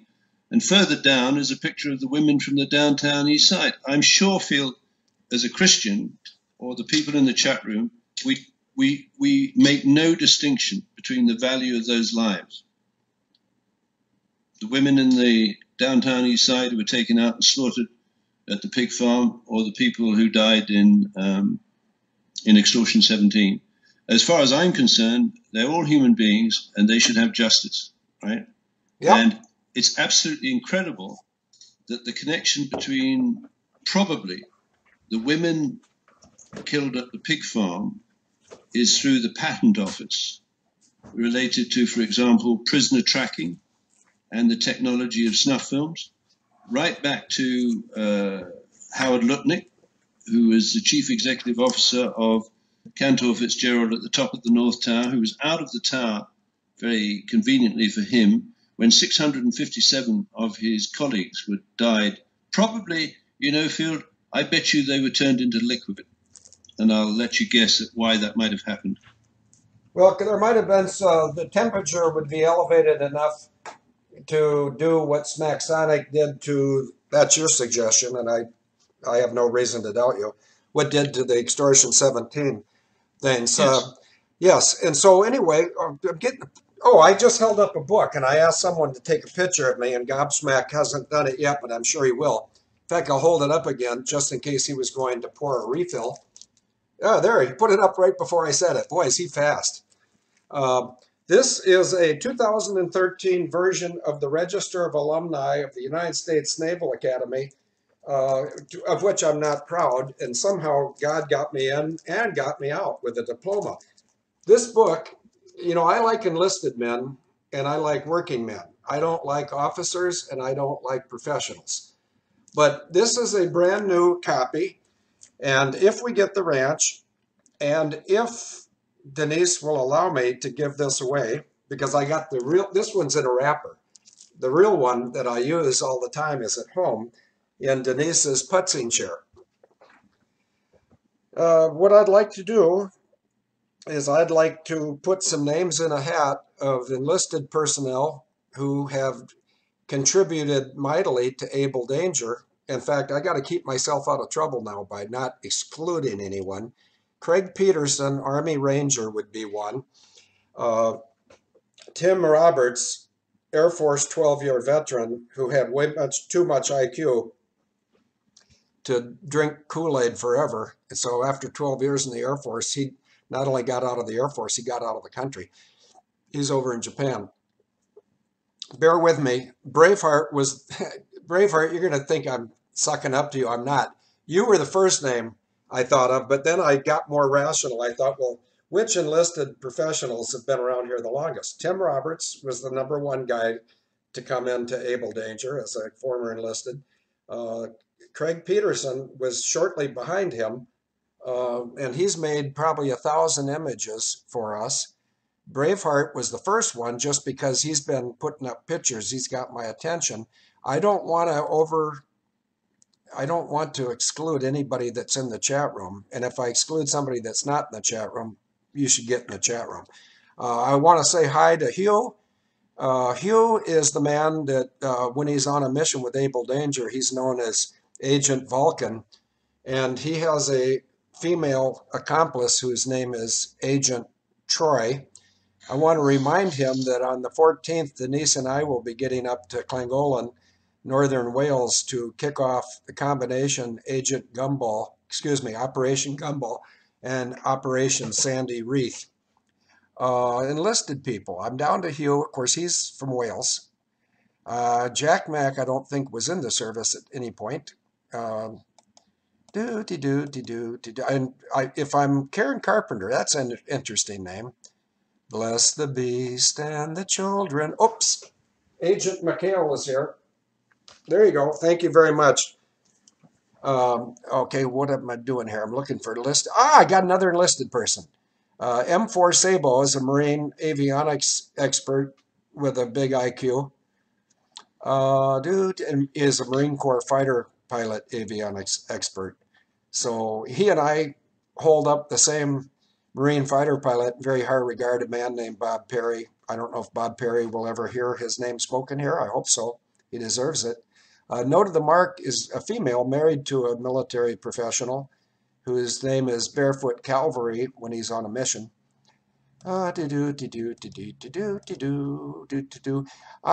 Susan Fuscus was not in the military that I know of, but she contributed a picture to today's radio show ad, and people can try to figure out which picture is of her. And then we got down to Telstar, who I don't think was in the military, and if Telstar was, I apologize for my ignorance. And Vanishing Point, who I don't think was either. He's a Brit, but if he was, I apologize to him. No, when you said, David, what got me started on that thread was that, a human life is a human life, and we don't respect Native Canadian prostitutes any less than we respect. I'm trying to think of someone. Oh, that was foolish not to think of her first. We as Able Danger, I think we all agree that Denise is worthy of our respect for her maturity and tolerance. Before she married me, she had never been married before. And, to start out with a marriage like this, that's a full-time job. So I respect her a great deal. And I love her more than I may not love the victims of 9/11 or the victims of World War II or World War I or the Korean War or the two Bush Sandlot wars. But I can respect everybody equally because we're all created by the same God, and we all enter the world wet and slippery. And then if we're lucky, which reminds me, as soon as we get off, even before I call Denise, I've got a recent picture of my most recent grandson. So yeah, I think we can serve the world, and regardless of who might interpret this to their own paradigm, if we serve the world equally, in other words, if we're as compassionate towards the victims in Syria as the victims in Ukraine, as the victims, Cantor Fitzgerald, Extortion 17, I guess to put this in Marine Corps language, you fuck one of them, you're going to have to fuck with all of us. David, over to you. Or in the biblical language, inasmuch as you do it unto these, the least of my brothers, you do it unto me, right? Yeah, and I never can remember that. I think it's Matthew. I think it's Matthew 28:40. If it's not 28:40, it's 25:40. But I think it's 28:40. And I'll tell you, when you did it to the least of these, you've done it to me. Here's a tangible reward. I've shown this a lot of times, but not everybody would have seen it. Ephesians 5:11 and belt buckle 001. This is going to be given to the first veteran guest at the Veterans Ranch in Texas that I truly believe, as of right now today, will happen. But when people find out the amount of the award from a court, they might not believe it, but it would easily pay for the $5.9 million ranch. And in keeping with that, I've been asked to announce 3 names of 3 medical doctors that participated in retribution against aviation safety whistleblowers, airline pilots. And I'll just rattle off some of the airline pilots I know that have been screwed by these doctors. And I'm trying not to be overly colorful. I'm thinking like a Marine. I'm not thinking like a pastor, which is okay because I'm not a pastor. But I've been a lay pastor, and I was on the short list to get called to New Orleans during Katrina because people at the Salvation Army in Fargo thought I had a lot of compassion and respect for some of the least respectable people in Fargo, the people that died at the Salvation Army. But I think that's something we share, and I think that's a service we can share with the world, is exposing the fact that all people are valuable to themselves, their family, perhaps the enterprise at which they work, but undeniably they're valuable to God. And, so for the church people, and that includes me, even though I've got a skill that doesn't look very churchy. Yeah, if you've done it to the least, of these brothers of mine, you've done it to me. Or speaking like a Marine fighter pilot, you fuck with one of us, you're going to have to fuck with all of us. David, over to you. Yeah, thanks, Phil. So that thread of the Patent Office, which connects, I believe, all these crimes back possibly to 1802, when Thomas Jefferson appointed an Anglo-American, Dr. William Thornton, to be the first superintendent of the Patent Office, right through to the present, or more particularly, the date of 2001 on the 4th of May, just before that big exercise known as Amalgam Virgo, which took place on the 1st and 2nd of June. Let me just read you. This is the Boeing company that filed a patent that I believe technically, looking backwards, would be what is called a submarine patent. That is, they filed it at the Patent Office, but they didn't publish it. For very obvious reasons that if the public knew that Boeing had developed this patent, they would immediately associate Boeing willing or unwilling, witting or unwittingly, with the 9/11 attack. And here's a description.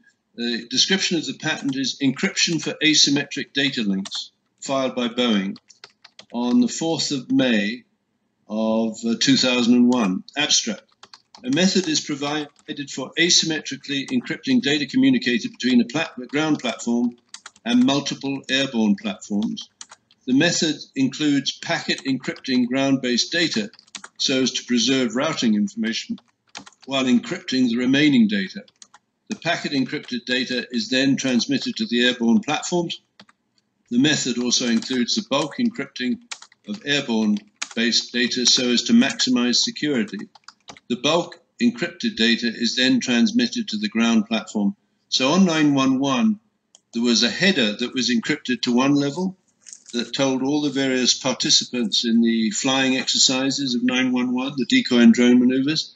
And then there was a more deeply buried encryption that would actually weasel its way into the uninterruptible autopilots to fly those planes through various decoy and drone maneuvers.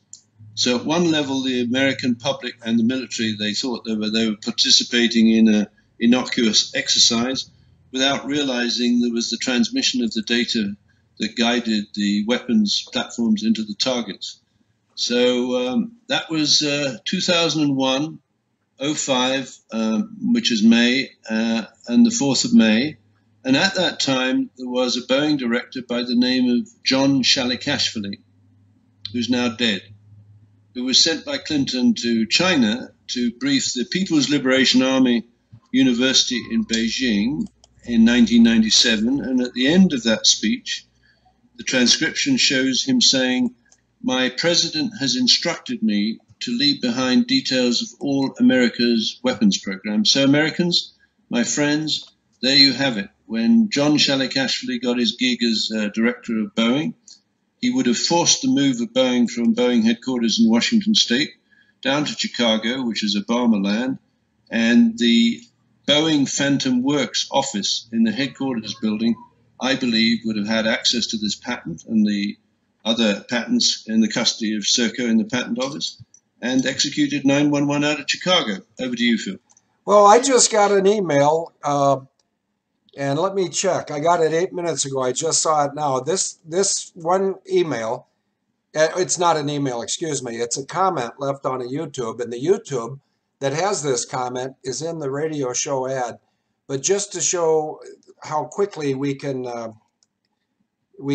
get positive comments, I'm going to read this whole comment, which is sort of not necessary, but Denise, my wife, who I love very much, sent me a YouTube today about the massive breakdowns in the airline and military flying communities in terms of losses of aircraft killing people. Here's my comment, and of course, as anyone who knows me knows, it was spontaneous and not well thought out. And I'm talking about this YouTube. Would somebody who knows which YouTube I'm talking about, would you post that? And Denise would certainly know, but I think Gobsmacker Braveheart might have figured it out also. My comment was, in fact, I'll put it up while I read it. European engines killing passenger on U.S. airliners and military planes. Southwest had a CFM engine suffer an uncontained failure, resulting in a blown window, sucking a lady passenger to her death. What I said is accurate. It did kill her. It didn't suck her out of the airplane, but it sucked her to her death.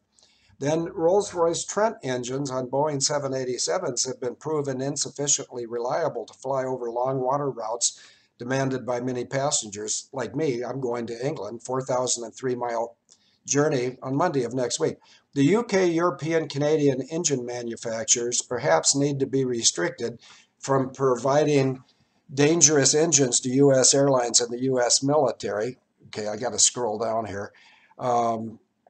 The UK in particular needs to be forced to take their greedy hands off the IRS, private corporation serving UK, Social Security, private corporation serving the UK, and the ABA, Attorney Judge Union, private corporation serving the UK, excuse me.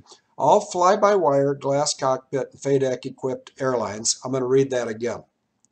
All fly-by-wire, glass cockpit, and FADEC equipped airliners are remotely controllable, and neither the FAA brackets private corporation serving UK and Airline Pilots Association have failed to serve the traveling public responsibly, as they have failed to expose the illegal use of Boeing uninterruptible autopilots on U.S. airliners.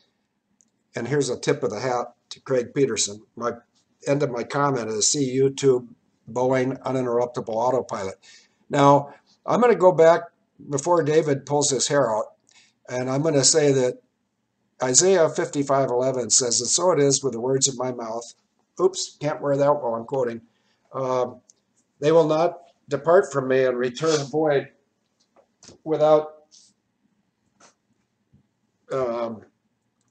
achieving the purpose. I've got that goofed up, for which I sent them. So everything I put in here, I'll stand behind, and most of the things I put in there could be criticized logically, but there couldn't be criticized logically for my belief of the purpose for why I said what I said.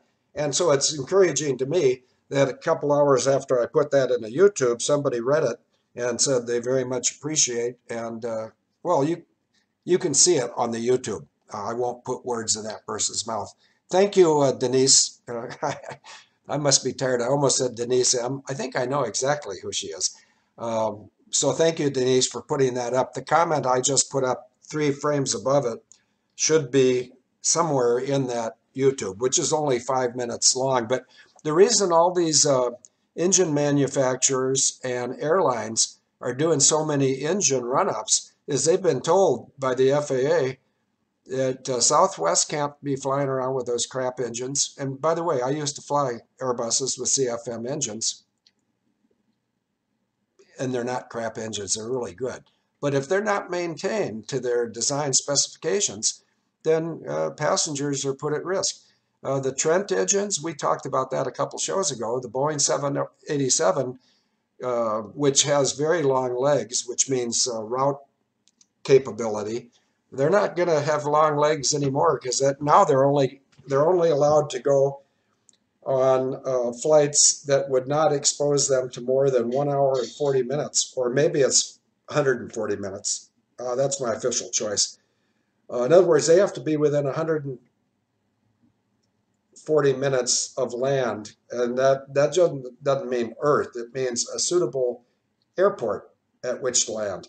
So the airlines are being abused, and passengers are being abused by the engine manufacturers in Europe. Rolls-Royce is in England. CFM is a consortium in Spain, England, France, and I think maybe Germany. I'm not sure. But see, that's a tactic. What I just did is I just told these guys, don't get in an argument with me because I'll bend the argument and shove it up your ass. The point is, it's not the engine manufacturers. It's the FAA. It's the Airline Pilots Association. They have proven they do not give a flying fuck about safety. I rest my case. David, over to you. Yeah, and Phil, that comes back to the power over the internet, where Kinetic, North America, has come out with a social engineering protection appliance to detect what they deem to be malicious or criminal internet communications by, let's say, we the people. The problem with that, of course, is we don't know who's doing the censorship or the control, And that technology allows them to plant malicious and criminal communications on people who are otherwise innocent. So one of the great goals, I think, of Able Danger is to produce, and I believe I know how to produce that, a truth filter that actually filters out the lies and the falsehoods on the internet and allows the public at large to see, probably through instruments like simulators, what actually took place at a crime scene. And if you remember, we tried to get you into that Toronto simulation. Yep. So that you could go through that process. And there was a very discreet and clever cover-up where they said that they weren't allowed to lease that piece of equipment to you because it was already committed to what, CNN, was it? Yes, it was CNN, and it was committed for 90 days out. And so I'd gone up there, and I was going to pay for the simulation.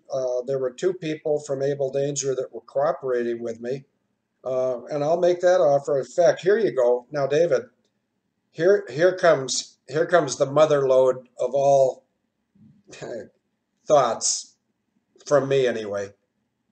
We can do the Malaysia 370 project within 1 week of getting the support from someone to peddle the project and rent a simulator for 2 hours. And to put that in perspective, to rent a simulator for 4 hours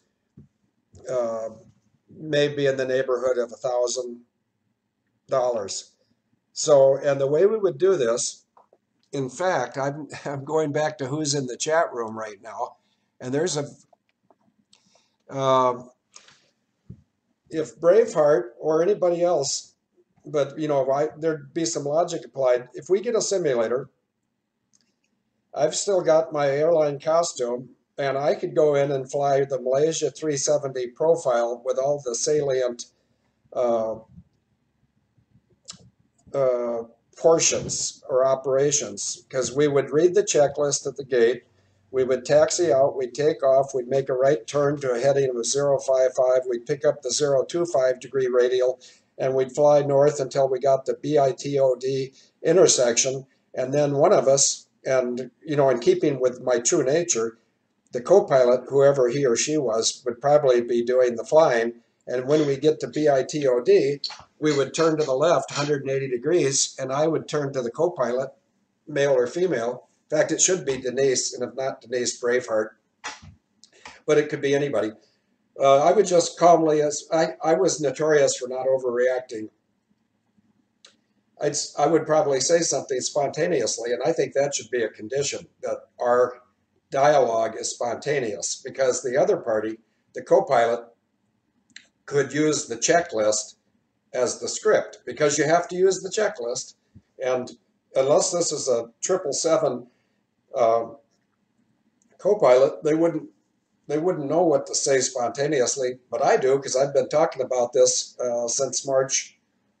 Well, I can prove that we've been talking about this back to the day it happened, because Boeing Uninterruptible Autopilot was scripted by David and I and recorded by Craig Peterson. So we can prove that on the day it happened, we had a pretty good idea of what happened. So if there's volunteers, first of all, if we get funding to rent a simulator, it doesn't matter where in the United States it would be, then I would solicit through the chat room volunteers to show up at that city for maybe 2 nights, a night before the simulator, a night afterwards.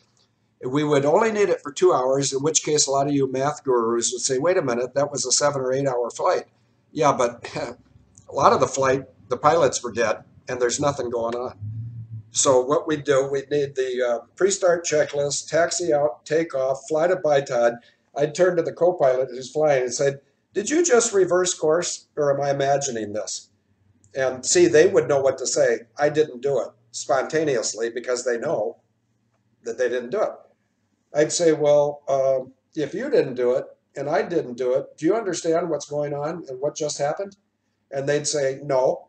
And I'd say, well, take a look at our FMS, which means Flight Management System. I say, what is our destination airport right now? And they'd look down and say, we're on Flight Plan 2 and we're going to Kuala Lumpur. I said, oh, no, we're not. We are on Flight Plan 2 and the airplane's trying to fly us safely to Kuala Lumpur, but there's no runway. So we can't fly safely to where there's no runway. So something nefarious or evil is going on. And we have a limited amount of time to resolve this. And then before we could do anything to resolve it, we would determine that our communications are out and we can't send in ACARS, which is also communications. And the co-pilot, I hope he or she could act nervous, because I can't. They'd say, well, what are we going to do? We're going to die. I said, no, wait a minute. I said, whoever just took control of this airplane probably is some private corporation that doesn't understand the back door or the technology that just took control of this airplane. I said, let's just wait. I said, there's a great pair of flying events, exercises going on right now in this part of the world, Cobra Gold and Cope Thunder. I think that's what it was. I said, the U.S. military is down here with an AWACS. The Singapore military has an AWACS, and the Malaysian military has an AWACS. And I don't know if Thailand or Vietnam or any other nation in the region has an AWACS, but somebody that's got a brain is going to take control of this aircraft away from Serco. And they would have to act nervous, because I'm not going to. And then we'd sit there, and I'd say, you know, the reason we don't want to go back to Kuala Lumpur is, don't you? And they'd say, no. I said, well, you remember 9/11? They said, yep. I said, do you remember airplanes flying into Twin Towers? Yep. I said, do you know there's a Petronas Tower down in Kuala Lumpur? They'd say, nope. I'd say, do you know what the wingspan of this aircraft is? They'd say, yeah, it's 195. I said, well, since you don't know what the Petronas Towers are by your own testimony, you probably don't know that there's 191 feet between the towers at the level of the skyway. And this person would start sweating and drinking out of a flask. And I'd say, so whoever has control of our airplane right now, I think they're going to fly us right between the Petronas Towers, which won't hurt the towers and it won't hurt us, because of our 195-foot wingspan, 6 feet of that is non-structural fiber that's just there for lack of drag issues. And so we can squeeze, no, we can't, you're new and I'm deranged. We can't fly our airplane between those towers, but this technology right here, I said, oh, I haven't told you what the technology is, have I? And now they'd be drinking more and sweating more. And I'd say, it's called the Boeing Uninterruptible Autopilot. And I said, I know that. So if I know that, at the very least, the mission commander on the AWACS will know that, and they'll know how to get into the back door. I say, so let's just, and then I'd stop right there in mid-sentence, said, can you feel the aircraft turning to the right now? And this person would say, yes. Did you do that? I said, I haven't done anything since I sat here other than talk to you and try to figure out how many nanoseconds after we block in, wherever they're going to land us safely, I'm going to have a martini. But I said, what we can do now, just so you know, education can take place, look at the FMS right now and tell me where whoever just took control of this airplane through the back door, where they're sending us. And so this person who's drinking more and sweating more would say, I don't recognize this airport. It's Foxtrot, Juliet, Delta, Golf. And I said, oh, don't worry, that's the U.S. military base at Diego Garcia. So what we can do right now is acknowledge the fact that we're not in control of this because the autopilot's uninterruptible. I'm going to suggest that we do two things. I'm going to suggest that we, on the one hand, since we can't control the airplane, on the one hand, why don't you go back and get me a double martini and I'll sit here and watch things. And, you know, by the way, I don't know, you're not supposed to be drinking on the job, but we're not on the job because we cannot control this airplane. Hope the FAA is listening to this, FAA. I said, so if you don't get me a double martini, you know, I'll do the logbook when we get in, if we get in. And then the guy'd come back with the drinks. and we would see that we're going to FJDG, and then what we would do is we would sort of have a pause in the action, and when they turned the cameras back on, we'd be both slumped over in our seats because we'd be dead. And then the airplane, without us, the airplane would, and it wouldn't be a violation of FAA, because if you can't control the airplane, you're not on duty.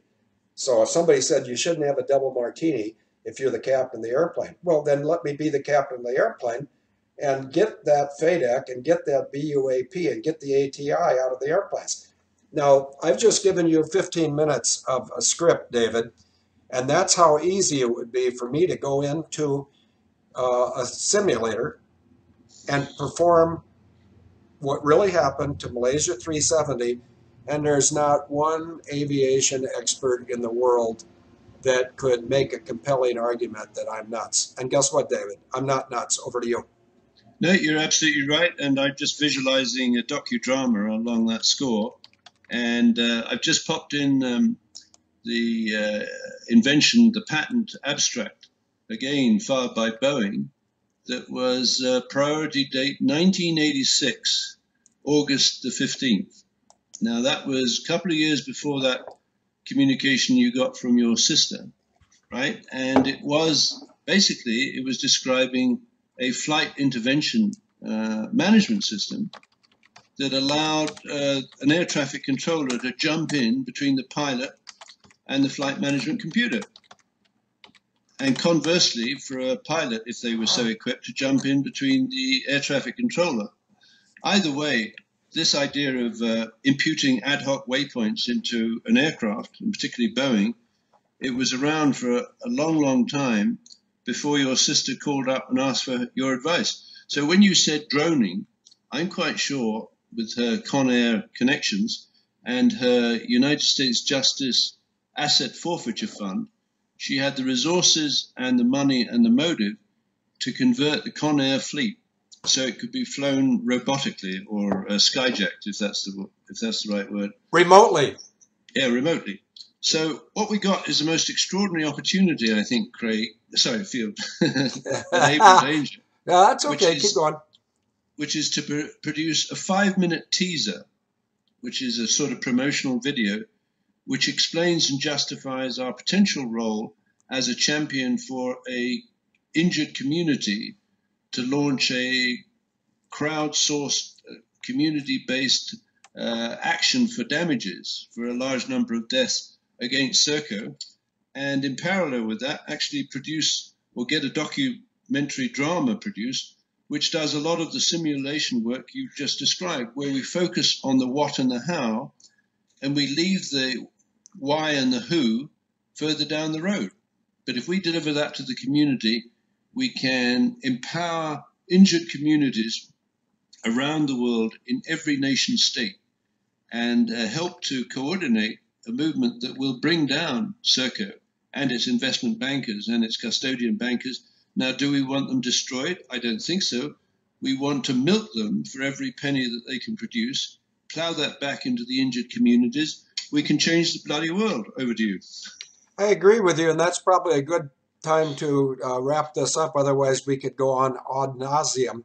But maybe between you and Webster and Craig or Tim or anybody who wants to express an opinion, maybe you guys could figure out how we pitch this.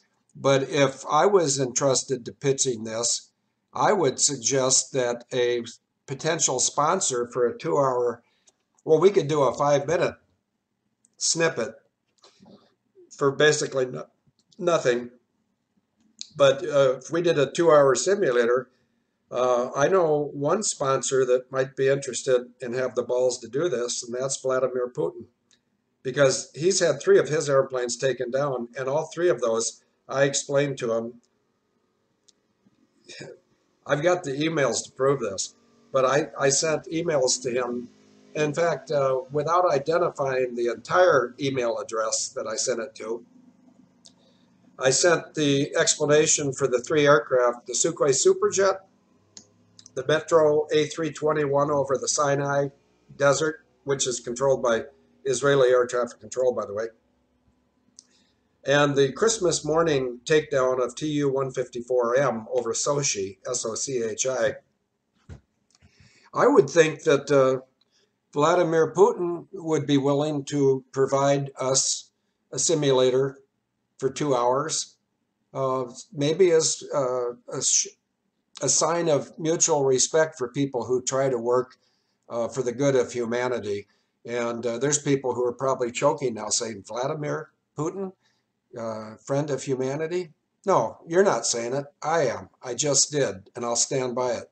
Oh, and Denise, thank you for standing by me. It can't be easy. I'm not sure it hasn't been easy.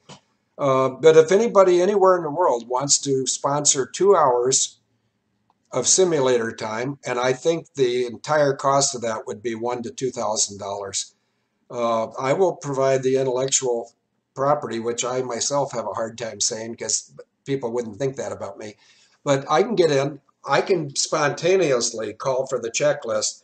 And if I were to be, I got an email from somebody saying that they'd like to play the part of a less experienced pilot, reading the checklist with the agreement that they can spontaneously start any conversation you want because I'm quick on the uptake, but they don't have to. All they would be given was the opportunities to read a checklist, which they hold in their hand or they pull up on a screen. And for instance, when the video starts, there'd be me and this co-pilot, and I'd say, pre-start check, please. And so all the person has to do is whip out, here, let me whip this out. Whip out the checklist. You don't have to be a pilot. You don't have to be a 777 guy. Just read the checklist and I'll respond. And then I will do the spontaneous communications because I think I probably understand it better than anyone else in the world. I know I understand it better than the guilty parties. I know I do.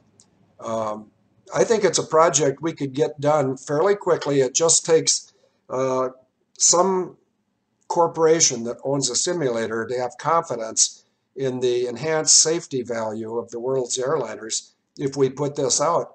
And then if we put out Malaysia 370 in a simulator for 2 hours of runtime or less, remember, it's not too hard to look like a pilot when you're like this. Because the pilots, by the time they were taken over the second time by the good guys in Euclid 27, everybody was already dead because the bad guys, notice for the record, I didn't say Serco, but it was. Serco didn't know there was a back door and they blew the ATI, which is the air tranquil infuser or injector. Call it what you want. It's ATI. And if you want to Google it quickly, Field McConnell, Able Danger, ATI. Read all about it. The patent's there.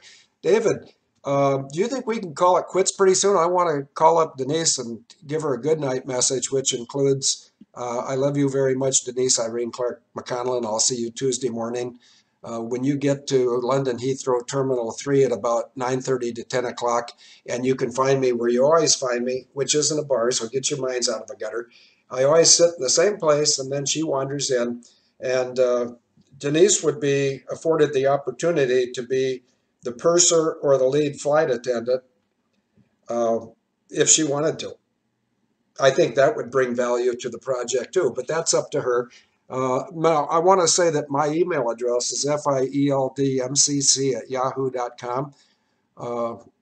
If this project gets legs, we can do it literally. Well, what day is today? Today is Thursday.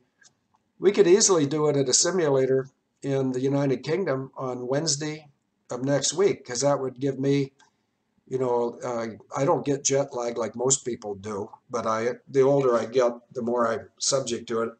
But it would be a very easy project. And, so I'm going to pick 3 names randomly. Steve O, never seen the name before. Terry, I've seen the name, but I'm not familiar. I'm random. I want to pick somebody that I don't know, and they know I don't know him. Billy Joyce. Now, he knows I know who he is, and he knows who I am. But Billy Joyce or the other 2 people, they would not be expected to play a role where they have to come up with spontaneous reactions to what you can't predict is going to come out of my mouth. All they'd have to do is read the checklist, because I would ask them no questions other than a yes, no answer. Like, do you have to go back to the blue room to void your bladder? And they'd say no. And I say, good, because mine's about ready to burst. See you later. So yes and no questions and checklist responses. And we wouldn't have to be playing those roles very long. But a lot of the value of the project would be the hours that you can speed up so people don't get bored. But the hours leading up to the safe arrival at Diego Garcia.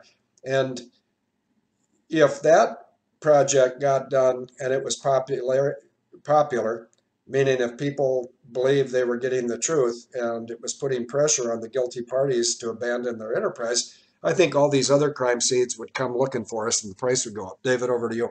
Yeah, I think you're absolutely right, Field. And I think if, with your agreement, I'll get with Webster and we could discuss an organization draft that we can put in front of you and Tim and Craig for their consideration. And then the other thing, I was just thinking about you and Denise needing a bit of a holiday at an entertaining part of the world connected with this. And I just checked, and there's a very nice Boeing simulator entertainment facility in Perth, Australia, which is a wonderful city. Oh, I don't think Australia would want me there. But did you know that the guy who was the lead guitar player, Hank Marvin, lives in Perth or somewhere out that direction? Yeah, I used to play rugby for Perth, and because I worked over there. But here's why I think Perth might be interesting is because there were two victims, I think, widely separated in scope and motive. One set of victims were the passengers on flight to MH370 when it left Kuala Lumpur, and they were needed to send fear and intimidation into the ranks of passengers around the world. But then there was another much more sophisticated target, which I think was the Australian defense establishment that has spent billions on trying to pick up weapons or threats before they actually arrive in a major Australian city, which might be bringing a nuclear, chemical, biological weapon. So I think they wanted to create the impression or perception that Perth was a target, and that's why they created that dummy route for MH370. It never went there. But anyway, I'm just thinking there's two widely separated communities that might benefit from the simulation you just described. Over to you. Yes, and I asked Denise earlier in this chat room if she could remind me to agree with her to contact via telephone or email a fellow whose first initial is M and his last name has more than 9 letters, but the first 6 letters are Suther, because he could give us expert suggestions and guidance on how best to do a documentary movie like this. Because can you remember the name of the 2 movie studios in England that do the most business? Yeah, Shepperton and Pinewood. I think they were founded by or funded by William Stevenson, which leads us back to those patents used for nefarious purposes. Yeah, is the other one Pinewood? Yes. Yeah, see, well, this man I'm talking about has spent some time at one of those 2 places. And this is an example of how God assembles a team. The team doesn't have to meet very often, but when the team decides it's time to act, we have people scattered around the world that would not only be qualified to act, but they'd probably be motivated because they care about the commoners globally. So, yeah, absolutely. Closing thoughts from you, Professor, before I wish the prayer council, which there's 4 people on it. There's Denise, there's Gobsmack, there's Braveheart, and who am I forgetting? Somebody's going to be offended. But there's 4 people that are supposed to advise me on what they want me to pray about. And then, of course, there's music ladies who might select a gospel song. And I think that Agent Braveheart has already selected a song from the Righteous Brothers. But if you're ready to leave, I'm ready. Yes, there it is. Thank you. Go Banks. NTTM is the lady I was forgetting. But see, when I met Denise, I just was preloaded to forget every lady I ever met. So, David, if you're done, as soon as the chat room or the prayer team tells me what I'm supposed to pray on, and I'm doing it this way because I don't. I pray for myself privately, but I pray for peace and compassion and justice and truth publicly, but not in a manner that I select. So I'm going to leave it over to you, and you can disconnect yourself, or you can see if I still have the red disconnect button. Okay, just before we disconnect, Phil, I just popped into the chat room a little bit of information about William Stevenson. And George W. Walton? I'm sorry? And George W. Walton? Yes. Yeah, I think they patented a system for transmitting photographic images via wireless that produced 100,000 pounds a year in royalties for the 18-year run of the patent, about 12 million per annum adjusted for inflation. In addition to his patent royalties, Stevenson swiftly diversified into several lucrative industries: radio manufacturing, aircraft manufacturing, Press Steel, company that manufactured car bodies for the British motor industry, construction and cement, as well as Shepperton Studios and Earl's Court. Stevenson had a broad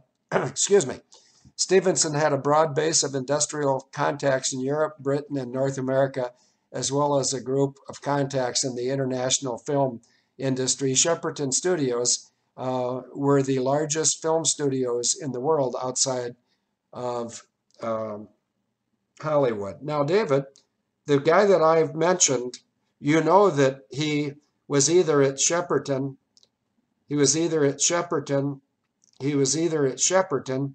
or Pinewood. Do you have any idea which of the two it might have been? Shepperton. Ah, you're learning to listen. Okay, well, I want the prayer team to tell, oh, wait a minute. Okay, hang on. I think they just told me, in which case I'll do it. Then I'll sing. Yes. Okay, off the top of my head, I'm guessing this is Jeremiah 15. I'll find out. Oh, and the book I'll be using, even though it's heavy. Oh, wait a minute. I might embarrass myself now, because this is Lance Dangerfield's Bible that he gave us. And there's one in the other room, too. The reason I held up the Naval Academy thing is John McCain, who is the biggest traitor I'm aware of, that is not a hybristophiliac lesbian.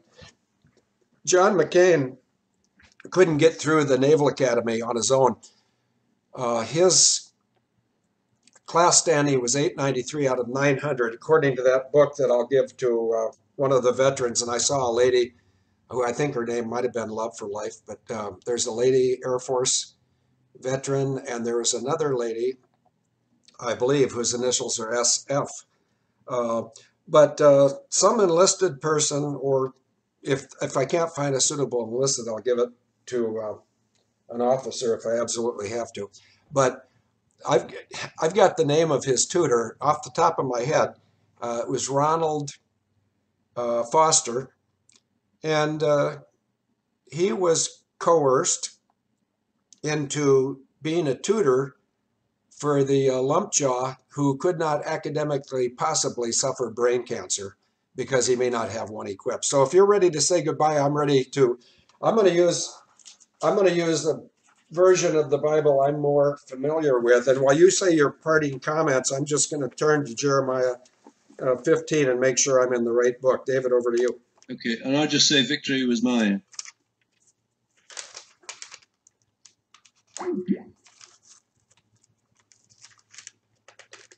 He who laughs last, laughs best. Okay, let's see. I'm turning right now in an NIV book to, I was aiming for Jeremiah 15, and I got to Jeremiah 13, because I'm sort of in a hurry, although I'm not going to be in a hurry. Okay, here it is. I'm going to read it, and then I'll make a spontaneous prayer.